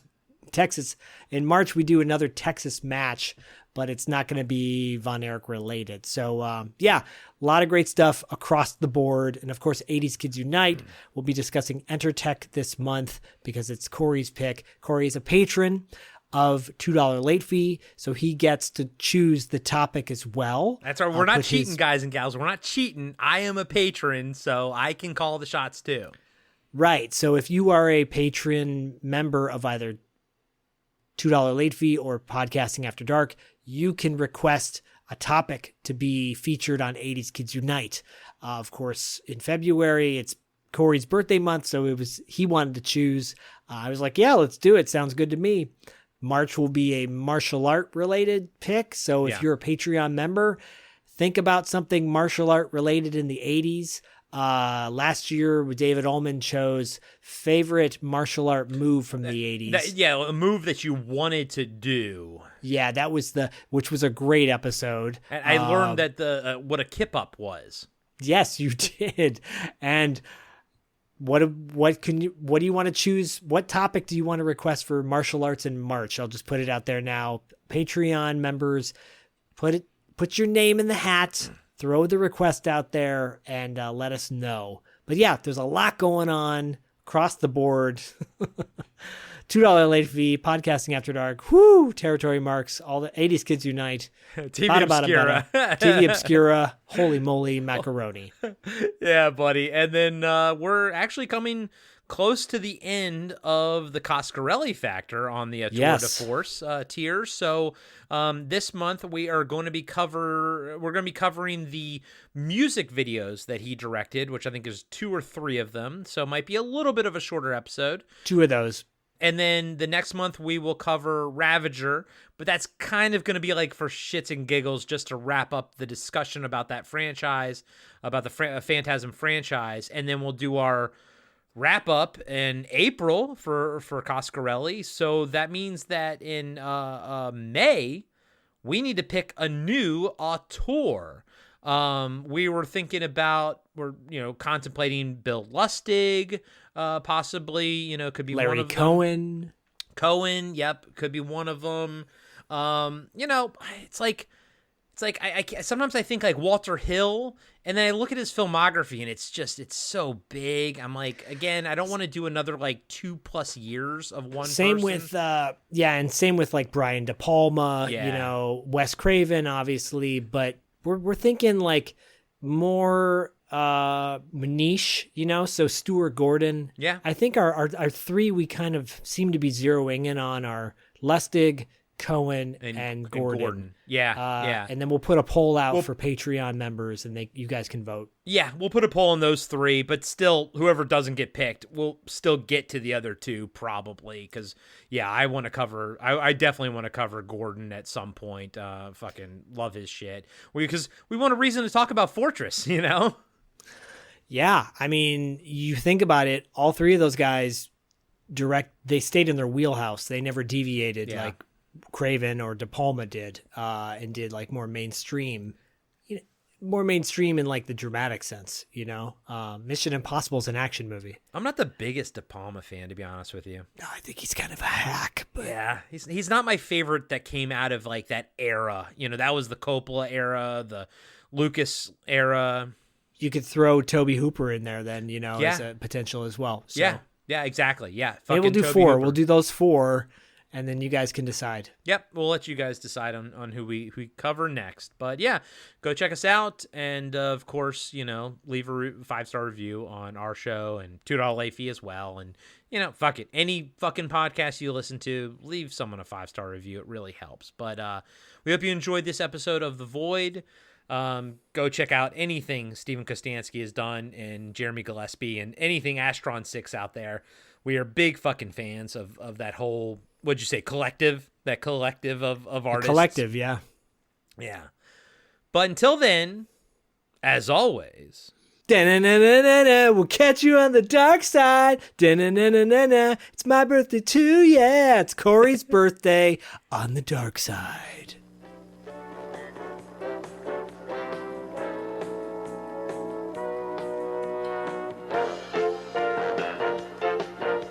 Be sure to subscribe to Podcasting After Dark and give us a 5-star rating on iTunes. Support Podcasting After Dark on Patreon. Follow us on Instagram and Facebook at Podcasting After Dark. And visit us next time for another installment of Podcasting After Dark with Corey Stevenson and Zach Schaefer.